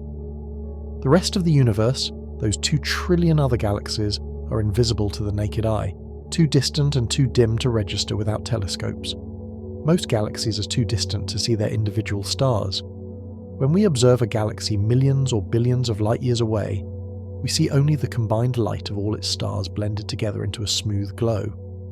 Only the very nearest galaxies, like Andromeda and the Large Magellanic Cloud, are close enough for us to resolve individual bright stars. For more distant galaxies, we measure their total luminosity, their colour, which indicates the predominant age of their stars, their size and shape. Their red shift, which tells us their distance and velocity, but we can't pick out individual stars within them. Galaxies change over time through several processes. Star formation converts gas into stars, gradually depleting the galaxy's supply of hydrogen and helium. Galaxy mergers, common in dense cluster environments, combine 2 or more galaxies into larger systems, often triggering bursts of star formation as gas clouds collide and compress. Active galactic nuclei, powered by supermassive black holes at galactic centers, can inject enormous amounts of energy into their host galaxies, heating gas and suppressing star formation. Environmental effects like ram pressure stripping can remove gas from galaxies moving through the hot gas that fills galaxy clusters. The ultimate fate of galaxies depends on their location and the future evolution of the universe. Galaxies in dense clusters will likely merge over tens of billions of years, creating ever larger elliptical galaxies. Isolated galaxies in less dense regions will exhaust their star-forming gas and fade as their stars age and die.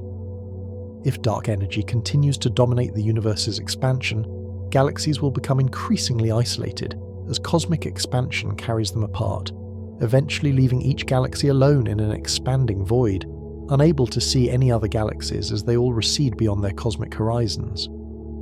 The observable universe is everything we can potentially see, the portion of the cosmos from which light has had time to reach us since the Big Bang. The key word is observable. This isn't necessarily the entire universe, just the part we can detect with our instruments. The actual universe may be much larger, possibly infinite, but we're limited by the speed of light and the age of the universe in what we can observe. The universe is approximately 13.8 billion years old, having begun in the Big Bang about 13.8 billion years ago and expanded ever since.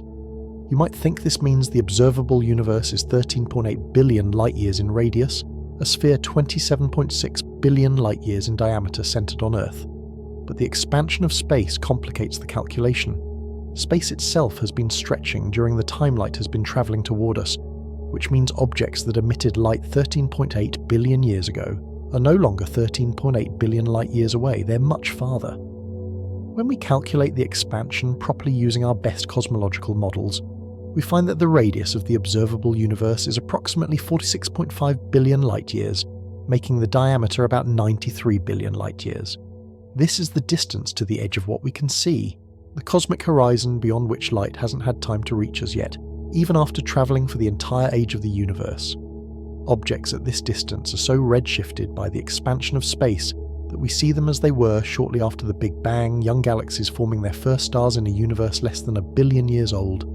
The observable universe is a sphere 93 billion light-years in diameter, a volume of about 4.2 times 10 to the 23rd power cubic light-years. To put this in kilometers, multiply 93 billion by 9.46 trillion to get approximately 880 billion trillion kilometers in diameter, a number so large it loses all meaning to human comprehension. The observable universe contains all the galaxies we can see, all the stars within those galaxies, all the planets orbiting those stars, all the matter and energy we can detect with any of our instruments. Within this sphere, astronomers estimate there are about 2 trillion galaxies, though this number is uncertain and may be higher or lower depending on how you define galaxy and what counts as observable. These 2 trillion galaxies contain somewhere between 10 to the 22nd and 10 to the 24th stars, rough estimates based on multiplying average galaxy size by galaxy count. The most commonly cited figure is about 200 billion trillion stars, or 2 times 10 to the 23rd power, though this could be off by a factor of 10 or more in either direction. Counting galaxies presents enormous practical challenges. The most distant galaxies are incredibly faint, often visible only in the deepest images taken by powerful space telescopes like the Hubble Space Telescope and the James Webb Space Telescope. The Hubble Ultra Deep Field, one of the most famous astronomical images, required 11 days of continuous observation to capture a region of sky smaller than 1/13 of the total sky area. Within that tiny patch, Hubble found about 10,000 galaxies, most of them billions of light-years away, many of them so distant that we're seeing them as they appeared less than a billion years after the Big Bang. Extrapolating from deep field observations to the entire sky gives us the estimate of 2 trillion galaxies, but this number comes with significant uncertainty. Many galaxies are too small or too faint to detect even in the deepest images. Others are hidden behind bright foreground stars or obscured by dust in our own galaxy. Some may have merged with other galaxies in the billions of years since their light was emitted, meaning they no longer exist as separate objects in the present day.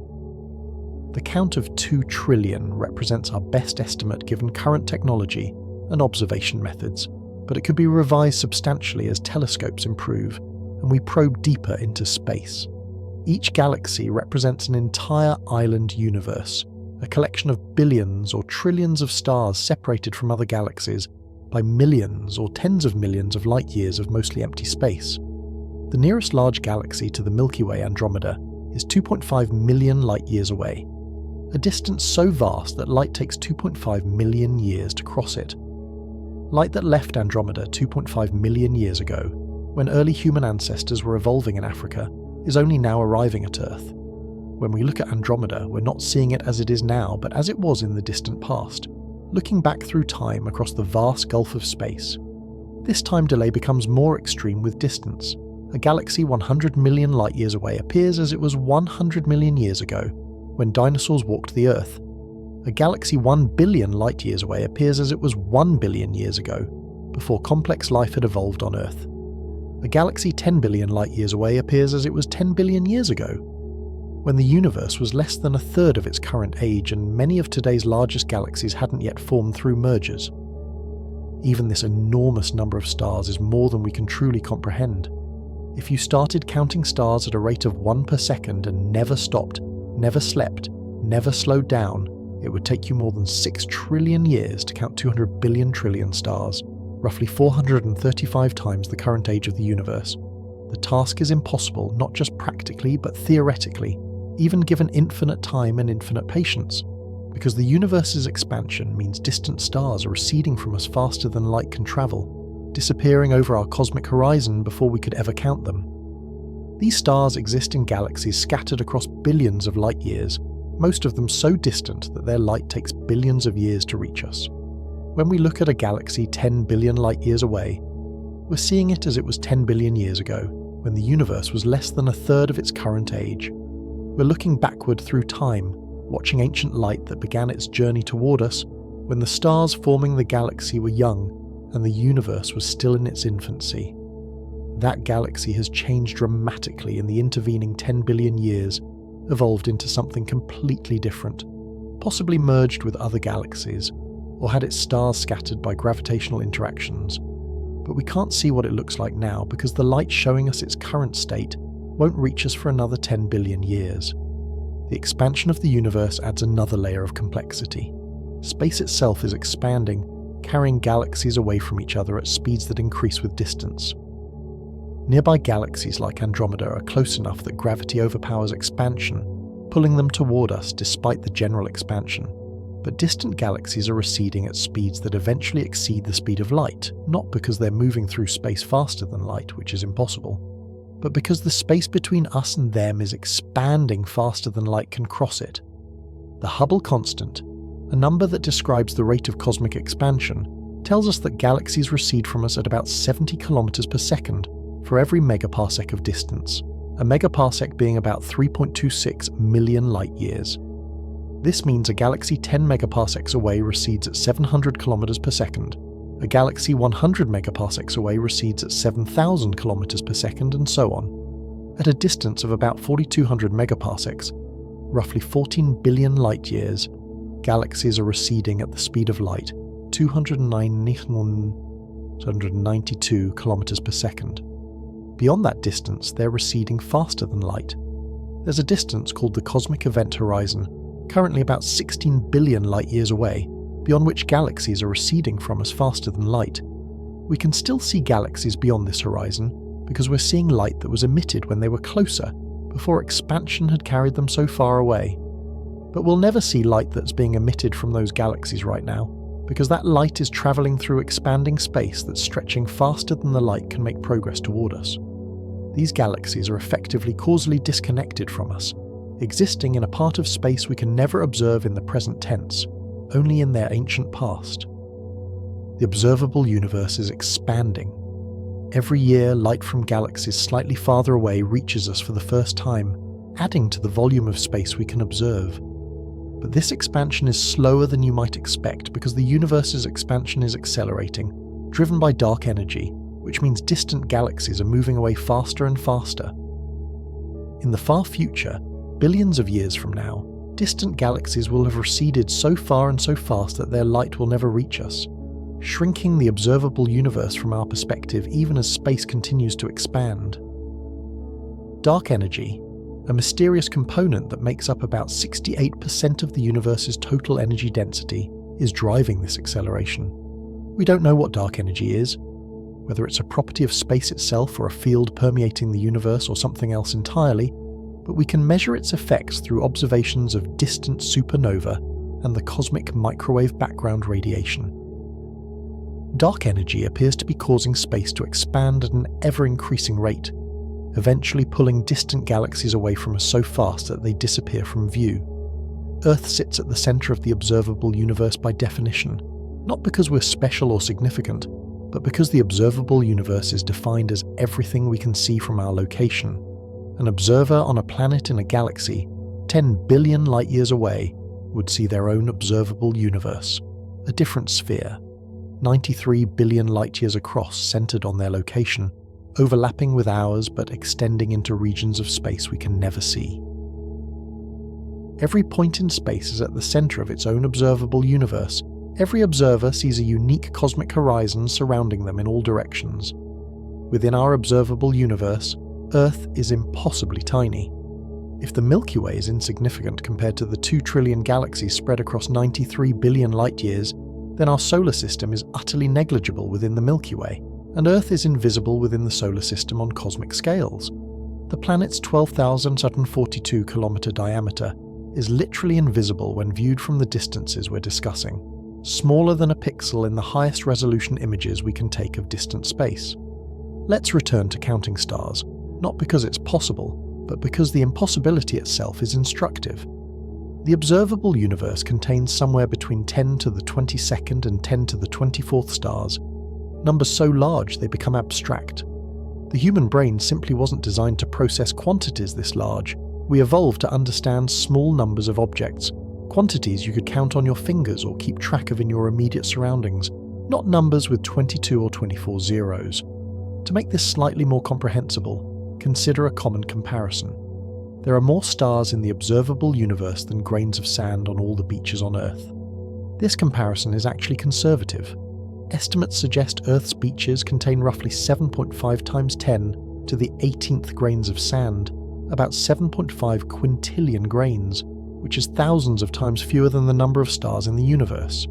If you gathered every grain of sand from every beach, every desert, every riverbed, every sandbox, every grain that exists on Earth's surface, you'd have maybe 10 to the 20th grains, still only about 0.05% of the number of stars in the observable universe. Another way to visualize this: if you assigned one star to every person who has ever lived, roughly 100 billion humans total, each person would be responsible for about 2 trillion stars.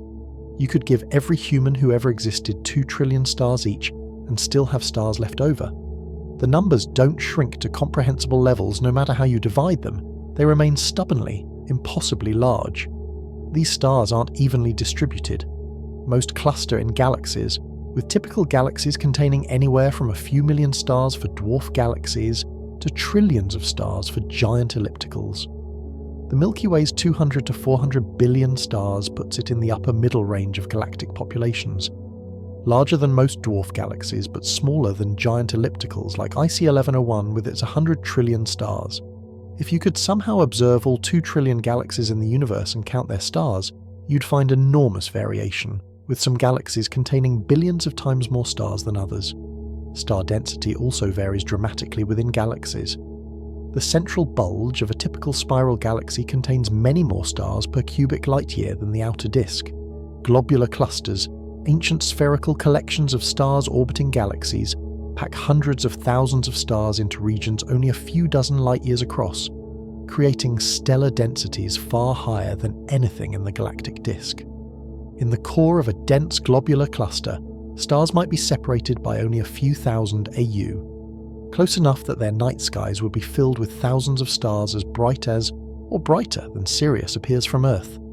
Conversely, the space between galaxies is nearly empty, containing only occasional rogue stars ejected from their home galaxies by gravitational interactions, plus diffuse clouds of gas and dark matter.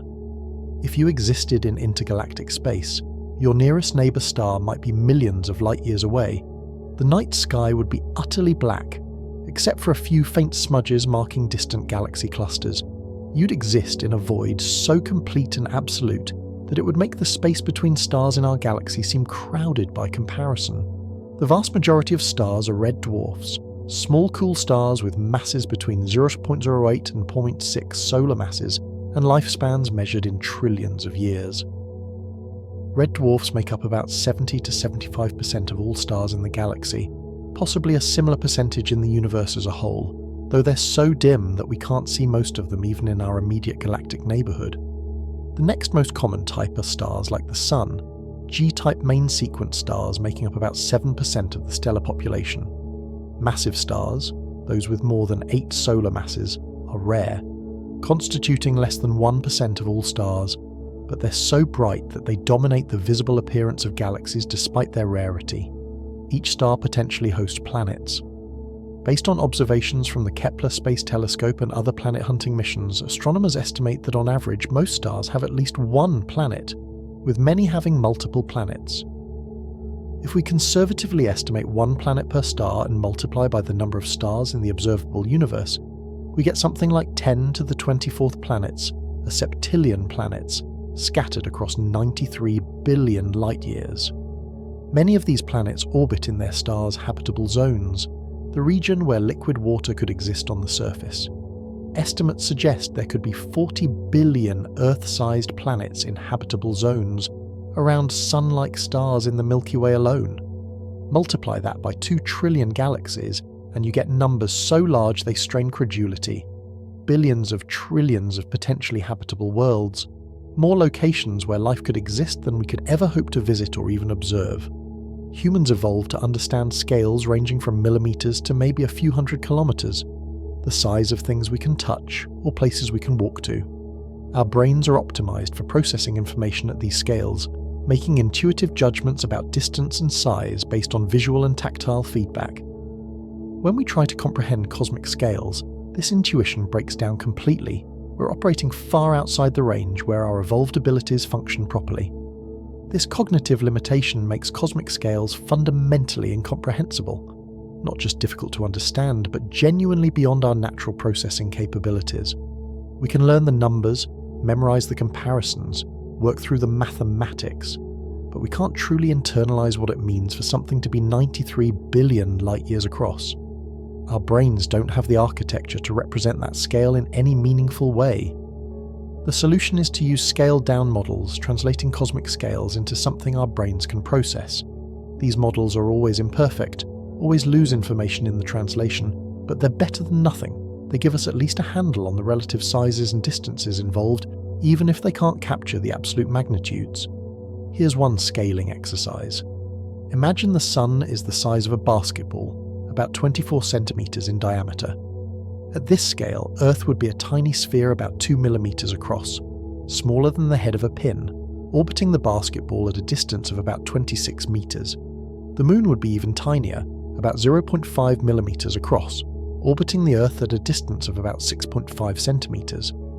Jupiter would be a sphere about 2.2 centimeters in diameter, roughly the size of a grape, sitting 140 meters from the basketball Sun. Neptune would be about 0.8 centimeters across, sitting 780 meters away. At this scale, the nearest star, Proxima Centauri, would be another basketball sitting about 6,900 kilometers away, roughly the distance from New York to London. The Milky Way galaxy would be about 2.6 billion kilometers in diameter, roughly 18 AU, about the distance from the Sun to Uranus in our actual solar system. Andromeda would be a similar-sized disk sitting about 65 million kilometers away. These numbers quickly become as incomprehensible as the real thing, which tells you something about how extreme the scaling problem is. Try a different approach. Shrink Earth to the size of a grain of sand about 1 millimeter across. At this scale, the Sun becomes a sphere about 10 centimeters in diameter, roughly the size of a grapefruit sitting 11 meters away. The Moon is a speck of dust about 0.27 millimeters across. The other planets are sand grains or small pebbles scattered across distances of tens to hundreds of meters. Proxima Centauri is another grapefruit sitting 2,900 kilometers away, about the distance from Los Angeles to New York.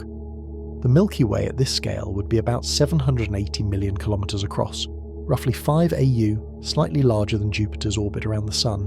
The observable universe would be about 7.2 trillion kilometers in diameter, roughly 48,000 AU, about 500 times the distance from the Sun to Neptune. Even at these reduced scales, where Earth is literally invisible as a grain of sand, the distances remain enormous. The universe remains incomprehensibly vast. These scaling exercises all run into the same problem. Cosmic scales are so extreme that any scaling that makes one part comprehensible makes another part absurd. If you scale Earth to something you can hold in your hand, the distances become planetary. If you scale the distances to something you can visualize, Earth becomes invisible. There's no scaling factor that makes everything work simultaneously. No model that preserves both size and distance relationships in a way human brains can process. Perhaps the most honest approach is to abandon the attempt at comprehension entirely and just sit with the raw numbers, accepting that they're incomprehensible, that our brains can't process them, that the universe is simply beyond our evolved capacity to visualize. The observable universe is 93 billion light-years across, contains 2 trillion galaxies, holds roughly 200 billion trillion stars. Earth is 12,742 kilometers in diameter. These numbers exist in a relationship to each other, a ratio that can be calculated but not understood, not in the way we understand the difference between a pebble and a boulder, or the distance from your house to the store. What we can understand, or at least acknowledge, is our profound insignificance. Not in a nihilistic sense, though it can feel that way, but in a purely factual sense. Humans occupy a planet 12,142 kilometers wide, orbiting a star that's one of 200 to 400 billion in a galaxy that's one of 2 trillion in the observable universe. The mass of all humans who have ever lived, roughly 7 billion currently living plus 100 billion who lived and died before us, totals maybe 10 trillion kilograms if you're generous with the estimates. Earth's mass is about 6 times 10 to the 24th kilograms, 600 trillion kilograms, which means all humans ever constitute about 0.1, just to 16% of Earth's mass. Earth makes up 0.3% of the solar system's mass. The solar system makes up an immeasurably tiny fraction of the Milky Way's mass. The Milky Way makes up about 0.01% of the observable universe's mass. When you multiply these fractions together, humans represent approximately 10 to the negative 50th percent of the universe's total mass. The number is so small that calling it zero is more accurate than trying to represent it as a percentage. Space is mostly empty. This seems obvious when stated baldly, but the degree of emptiness is difficult to appreciate. When we look at the night sky, we see stars, sometimes thousands of stars in a single view if we're far from city lights, and the sky appears crowded with light. But this is an illusion created by the incredible distances involved and our eyes' sensitivity to light. The actual density of matter in space is nearly zero by any reasonable standard. Consider the solar system. The Sun contains just 9.886% of the solar system's mass, with Jupiter accounting for most of the rest. All the other planets, moons, asteroids, comets, dust and gas combined make up less than 0.14%. The space between these objects is empty. Not sort of empty or mostly empty, but genuinely, completely empty. A vacuum better than anything we can create in laboratories on Earth. The average density of the solar system, thus if you calculated the total mass and divided by the total volume, would be incomprehensibly low. Most of that volume is empty space, vast distances separating tiny clumps of matter. The space between Earth and the Moon contains essentially nothing, a handful of atoms per cubic meter at most, mostly hydrogen and helium left over from the solar nebula, or blown outward by the solar wind. The space between Earth and Mars contains even less. Move to interstellar space and the emptiness intensifies. The space between stars in our galaxy contains an average of about 1 atom per cubic centimeter, primarily hydrogen, with traces of helium and heavier elements. This is incredibly sparse, far below what we'd call a vacuum on Earth. For comparison, Earth's atmosphere at sea level contains about 2.7 times 10 to the 19th molecules per cubic centimeter. The best laboratory vacuums achieve densities of maybe 10 to the 6th molecules per cubic centimeter. Interstellar space is thousands of times emptier than our best vacuums. This means that crossing the 4.24 light-years from Earth to Proxima Centauri, you'd travel through mostly perfect vacuum, encountering perhaps a few thousand atoms total during a journey spanning 40 trillion kilometers. The atoms are there, scattered across the vastness, but you could travel for months or years without encountering a single one. then hit a small concentration where you might encounter dozens in quick succession before returning to absolute emptiness for another extended period. Intergalactic space is emptier still. The average density drops to 1 atom per several cubic meters, and even these atoms cluster in thin filaments connecting galaxies, leaving vast voids that contain essentially nothing at all. The largest known void is roughly 1.8 billion light-years across, a volume so empty that it contains only a few % of the normal matter density, regions where you could travel for millions of light-years without encountering a single atom. Even matter itself is mostly empty space. An atom is about 10 to the negative 10th meters across, but the nucleus at its center is only about 10 to the negative 15th meters in diameter, meaning the nucleus is 100,000 times smaller than the atom. If you scaled an atom up so its nucleus was the size of a basketball, the electrons would be tiny points orbiting roughly 2 kilometers away, with nothing but empty space between the nucleus and the electron orbits. Solid matter, the seemingly substantial stuff we interact with daily, is nearly all empty space. A bar of solid gold is about 99.9% empty space by volume, with the actual matter, the nuclei and electrons, occupying only a tiny fraction of the total volume. The reason it feels solid is electromagnetic forces between atoms preventing them from passing through each other, not because the atoms themselves are solid objects bumping together. If you could remove all the empty space from matter, compressing atoms so their nuclei touched, you could fit all of humanity, 8 billion people, into a volume about the size of a sugar cube. You could fit all of Earth's mass into a sphere about 200 meters in diameter. This is essentially what happens in neutron stars, where gravity compresses matter to nuclear densities, creating objects with the mass of the Sun compressed into a sphere 20 kilometers across. The universe is almost entirely empty space, punctuated by occasional tiny concentrations of matter. Galaxies are rare structures containing a slightly higher density of matter than the cosmic average. But even within galaxies, most of the volume is empty. Stars are vanishingly rare concentrations of matter within galaxies, and planets are even rarer. Earth, with its relatively high density of 5 grams per cubic centimeter, is an extreme outlier in a universe where the average density is about 10 to the negative 27th kilograms per cubic meter, roughly 5 protons per cubic meter. This emptiness is fundamental to the universe's structure and evolution. If matter were densely packed, gravity would have collapsed everything into black holes long ago. The extreme sparseness allows structures to form, stars to burn for billions of years, galaxies to maintain their shapes across cosmic time. The void between objects is as important as the objects themselves. The emptiness defines the structure as much as the matter does. The expansion of the universe is actually expansion of space itself. When we say the universe is expanding, we don't mean galaxies are flying apart through space like shrapnel from an explosion. We mean space itself is stretching, creating more distance between objects without the objects themselves moving through space. This is a subtle but crucial distinction. A galaxy 1 billion light-years away isn't moving through space away from us. Space is expanding between us and that galaxy, carrying it along. This expansion creates some counterintuitive effects. Photons traveling through expanding space get stretched, their wavelengths increasing as space expands. This causes the cosmological red shift we observe in distant galaxies. Their light is literally stretched to longer, redder wavelengths during its journey through billions of light-years of expanding space. The more distant a galaxy, the longer its light has been travelling, the more space has expanded during the journey, the greater the red shift. This is why the most distant galaxies appear extremely red. Despite containing many hot blue stars, the expansion has red-shifted even ultraviolet light into the visible spectrum and beyond. The cosmic microwave background radiation, the faint afterglow of the Big Bang, has been red-shifted even more extremely.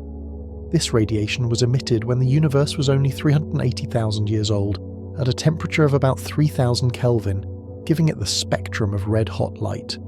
Over the past 13.8 billion years, the expansion of the universe has stretched this radiation's wavelength by a factor of about 1100, shifting it from visible light to microwave radiation with a current temperature of only 2.7 Kelvin, just above absolute zero. The emptiness of space also affects how we measure cosmic distances. Astronomers use several different distance measures depending on what they're trying to describe. The comoving distance describes where an object is located right now, taking into account the expansion of space since the light we see was emitted. The light travel distance describes how far light has travelled to reach us, which is always less than the comoving distance for objects beyond our immediate neighbourhood because space has expanded during the light's journey. The luminosity distance describes how bright an object appears compared to how bright it would appear if space weren't expanding, which affects how we interpret observations of distant supernova and other standard candles. These different distance measures all give different numbers for the same object, which can be confusing but reflects the reality that asking how far away is that galaxy doesn't have a single simple answer in an expanding universe. The answer depends on whether you want to know where the galaxy was when it emitted the light we're seeing now, where it is now accounting for expansion, how long the light took to reach us, or how its brightness compares to nearby objects. The emptiness also creates observational challenges. Detecting faint objects requires collecting photons over long periods, but with so few photons arriving per second from distant galaxies, even the largest telescopes must expose for hours or days to detect the faintest objects. The Hubble Ultra Deep Field required about 1 million seconds of total exposure time, spread over 11.3 days of observations, to capture galaxies billions of light years away. During that entire observation period, the number of photons collected from the faintest galaxies could be counted on your fingers. Just a few photons representing entire galaxies containing billions of stars. This extreme emptiness, combined with the finite speed of light and the expansion of space, creates a horizon beyond which we can never see, no matter how long we wait or how powerful our telescopes become. Light from beyond this horizon will never reach us because the space between us and those distant regions is expanding faster than light can traverse it. We're forever limited to observing a sphere 93 billion light years across, and that sphere is actually shrinking in some sense as cosmic acceleration carries distant regions faster and faster away from us. The observable universe, that sphere 93 billion light years across containing everything we can see, is almost certainly not the entire universe. Current cosmological models suggest the universe extends far beyond what we can observe, possibly infinitely far, filled with galaxies and stars we'll never see because their light hasn't had time to reach us yet and never will given the accelerating expansion of space. The cosmic event horizon represents a boundary in space beyond which objects are receding from us faster than light can travel. We can see beyond this boundary because we're seeing light emitted billions of years ago when those objects were closer, but we'll never see light currently being emitted from beyond the horizon because it's travelling through space that's expanding too fast for the light to make progress toward us. This boundary is currently about 16 billion light years away and shrinking as the universe's expansion accelerates. Billions of years in the future, this horizon will have shrunk considerably. Distant galaxies will have receded so far that their light can no longer reach us. They'll fade from view and disappear over our cosmic horizon. Eventually, if dark energy continues to dominate and the expansion continues to accelerate, the only galaxies we'll be able to see will be those in our local group, bound together by gravity strongly enough to resist the expansion. Andromeda, Triangulum, and the various dwarf galaxies will merge with the Milky Way over billions of years, creating a single giant elliptical galaxy that will exist in an otherwise empty, dark universe, all other galaxies having receded beyond our ability to see them. What lies beyond the observable universe? We don't know, we can't know from direct observation, but theory suggests it's more of the same. Galaxies, stars, planets, structures similar to what we see in our own observable region. The laws of physics appear to be the same everywhere we look.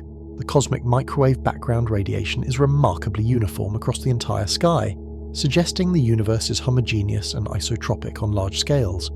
If the universe beyond our horizon is similar to the universe we can see, then it contains more galaxies, more stars, more planets, extending outward for distances we can only speculate about. Some cosmological models suggest the universe is infinite, extending forever in all directions without edge or boundary. In an infinite universe, everything that can happen does happen, an infinite number of times scattered across infinite space. There would be an infinite number of galaxies, an infinite number of stars, an infinite number of planets. There would be other planets identical to Earth, other solar systems identical to ours, other humans living lives identical to yours in every detail. an infinite number of copies of you existing in identical circumstances, because in an infinite universe, all possible configurations of matter must occur an infinite number of times. This is deeply strange, possibly even philosophically troubling, but it's a consequence of infinity combined with finite possibilities. If the universe is infinite and matter is distributed roughly uniformly, then every possible arrangement of matter must occur somewhere, and given infinite space must occur infinitely many times. There's probably a planet exactly like Earth orbiting a star exactly like the Sun, 10 to the 29th meters away, another 10 to the 35th meters away, another 10 to the 50th meters away, each one identical in every measurable way. Other cosmological models suggest the universe is finite but unbounded, like the surface of a sphere. You could travel in a straight line forever and never reach an edge because space curves back on itself, but the total volume would be finite. In such a universe, the total number of galaxies would be finite, the total number of stars would be finite, though both would be unimaginably large numbers. This geometry is consistent with observations of the cosmic microwave background radiation, which shows that space is very close to flat, curved so slightly that we can't measure the curvature, either because it's truly flat and extends forever, or because the radius of curvature is much larger than the observable universe. Beyond the question of size lies the question of whether our universe is the only one.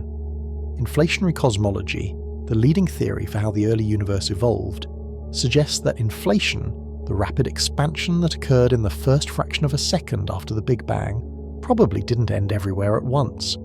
Different regions of space may have stopped inflating at different times, creating separate bubble universes causally disconnected from each other, each with potentially different physical laws or constants.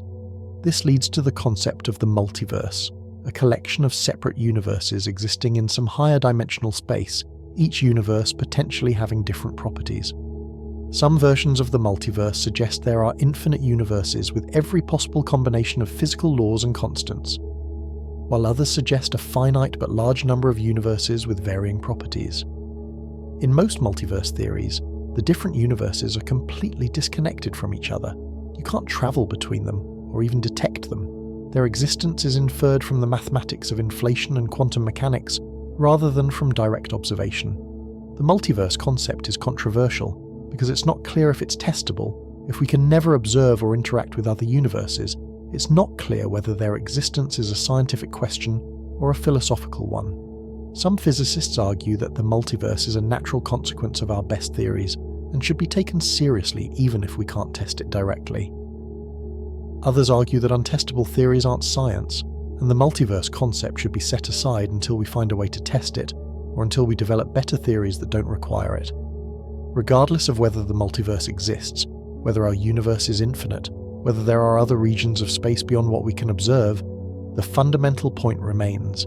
The observable universe alone is so large that it dwarfs human comprehension, contains so much space and matter that Earth becomes invisible, and the possibility that even this incomprehensibly vast region is just a small part of something larger only reinforces how tiny our planet and our existence truly are. Return to Earth, that sphere, 12,142 kilometers in diameter, orbiting an average star in an average location, in an average galaxy, in an average part of the observable universe.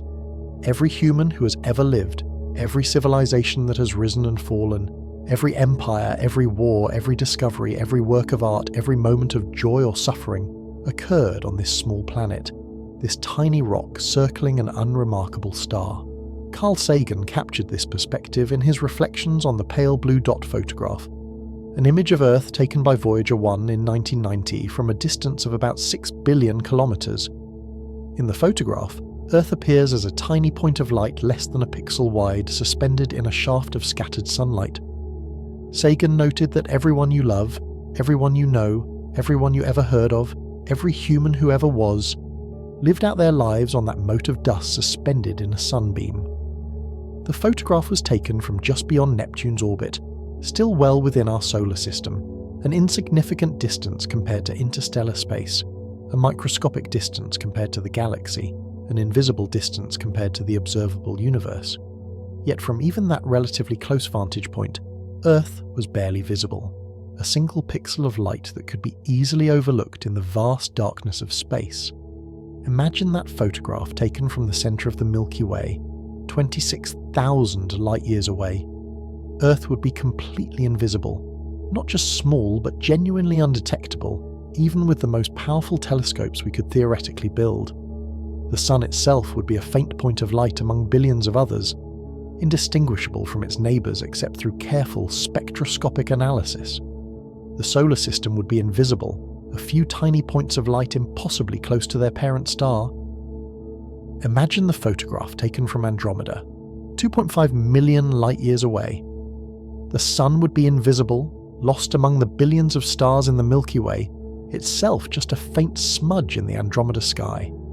Earth would be so far beyond detection that it wouldn't even rate as a theoretical possibility, a planet orbiting an invisible star in a distant galaxy.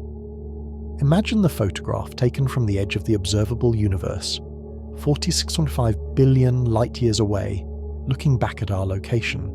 The Milky Way would be invisible, Andromeda would be invisible, the entire local group would be invisible. Our supercluster would be a faint smudge if detectable at all.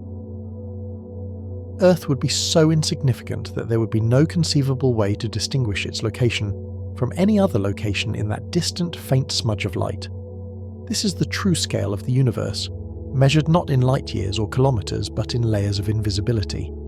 Earth is visible from the Moon, from Mars, from Jupiter, from the outer solar system, each additional distance shrinking it to a smaller point of light. The solar system is visible from nearby stars, a faint collection of points orbiting a small yellow star. The Sun is visible from across the galaxy, one star among hundreds of billions. The Milky Way is visible from neighbouring galaxies, a spiral structure among others. The local group is visible from nearby superclusters, a small collection of galaxies among many. Beyond that, everything blurs together. Individual galaxies becoming indistinguishable, galaxy clusters becoming faint smudges, superclusters becoming invisible. Yet here we are, impossibly small creatures on an impossibly small planet, capable of understanding our own insignificance, capable of measuring the cosmos and calculating our place within it. We've built telescopes that can see 13 billion years into the past, instruments that can detect galaxies so distant their light has been travelling toward us since before Earth existed. We've mapped the cosmic web, measured the expansion of the universe, determined the age of the cosmos and the composition of matter. We've done all this from a planet 12,342 kilometers wide, using instruments we built from materials we dug out of the ground. This is the paradox of cosmic scale.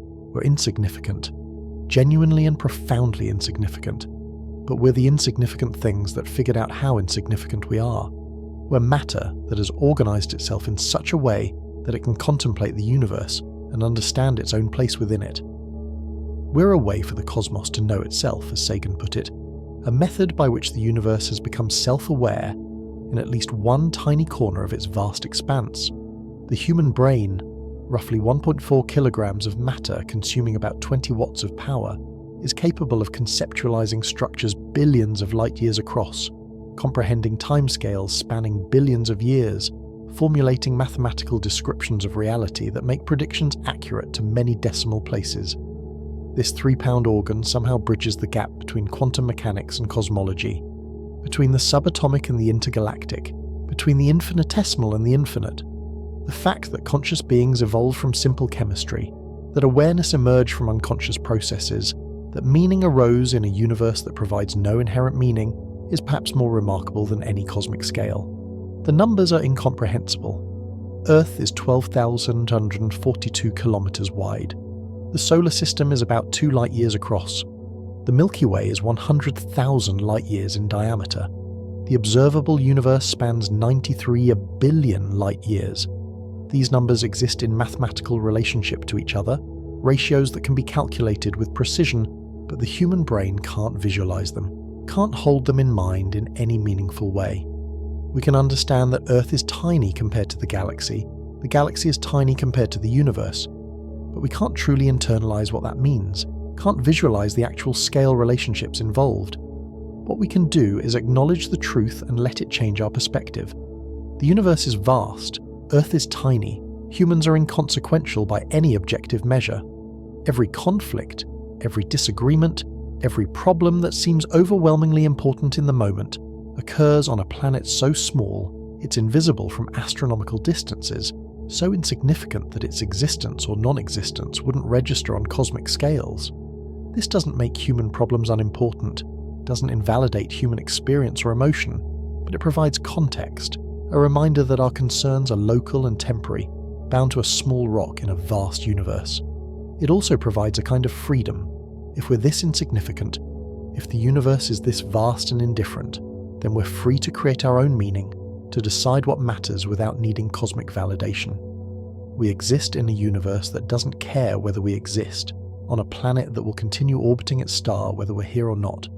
But that gives us the freedom to decide for ourselves what's worth doing, what's worth caring about, what's worth fighting for. The universe doesn't assign meaning to human life, so we get to assign our own meaning, and that's perhaps more significant than any cosmic significance could be. The numbers will always be incomprehensible. The universe will always be too large to fully visualize. Earth will always be too small to register on cosmic scales. But we're here, capable of measuring the cosmos, capable of understanding our place within it, capable of creating meaning in a universe that provides none. That's not nothing, even if it's very close to nothing when measured against the scale of space and time. If this exploration of cosmic scale has left you awestruck, amazed, or even slightly uncomfortable with how small everything we know really is, hit that like button and subscribe to see more content exploring the profound mysteries of our universe. Share this with someone who needs a reminder of how vast existence really is, and remember, being small doesn't mean being insignificant. It means being free to define significance for ourselves.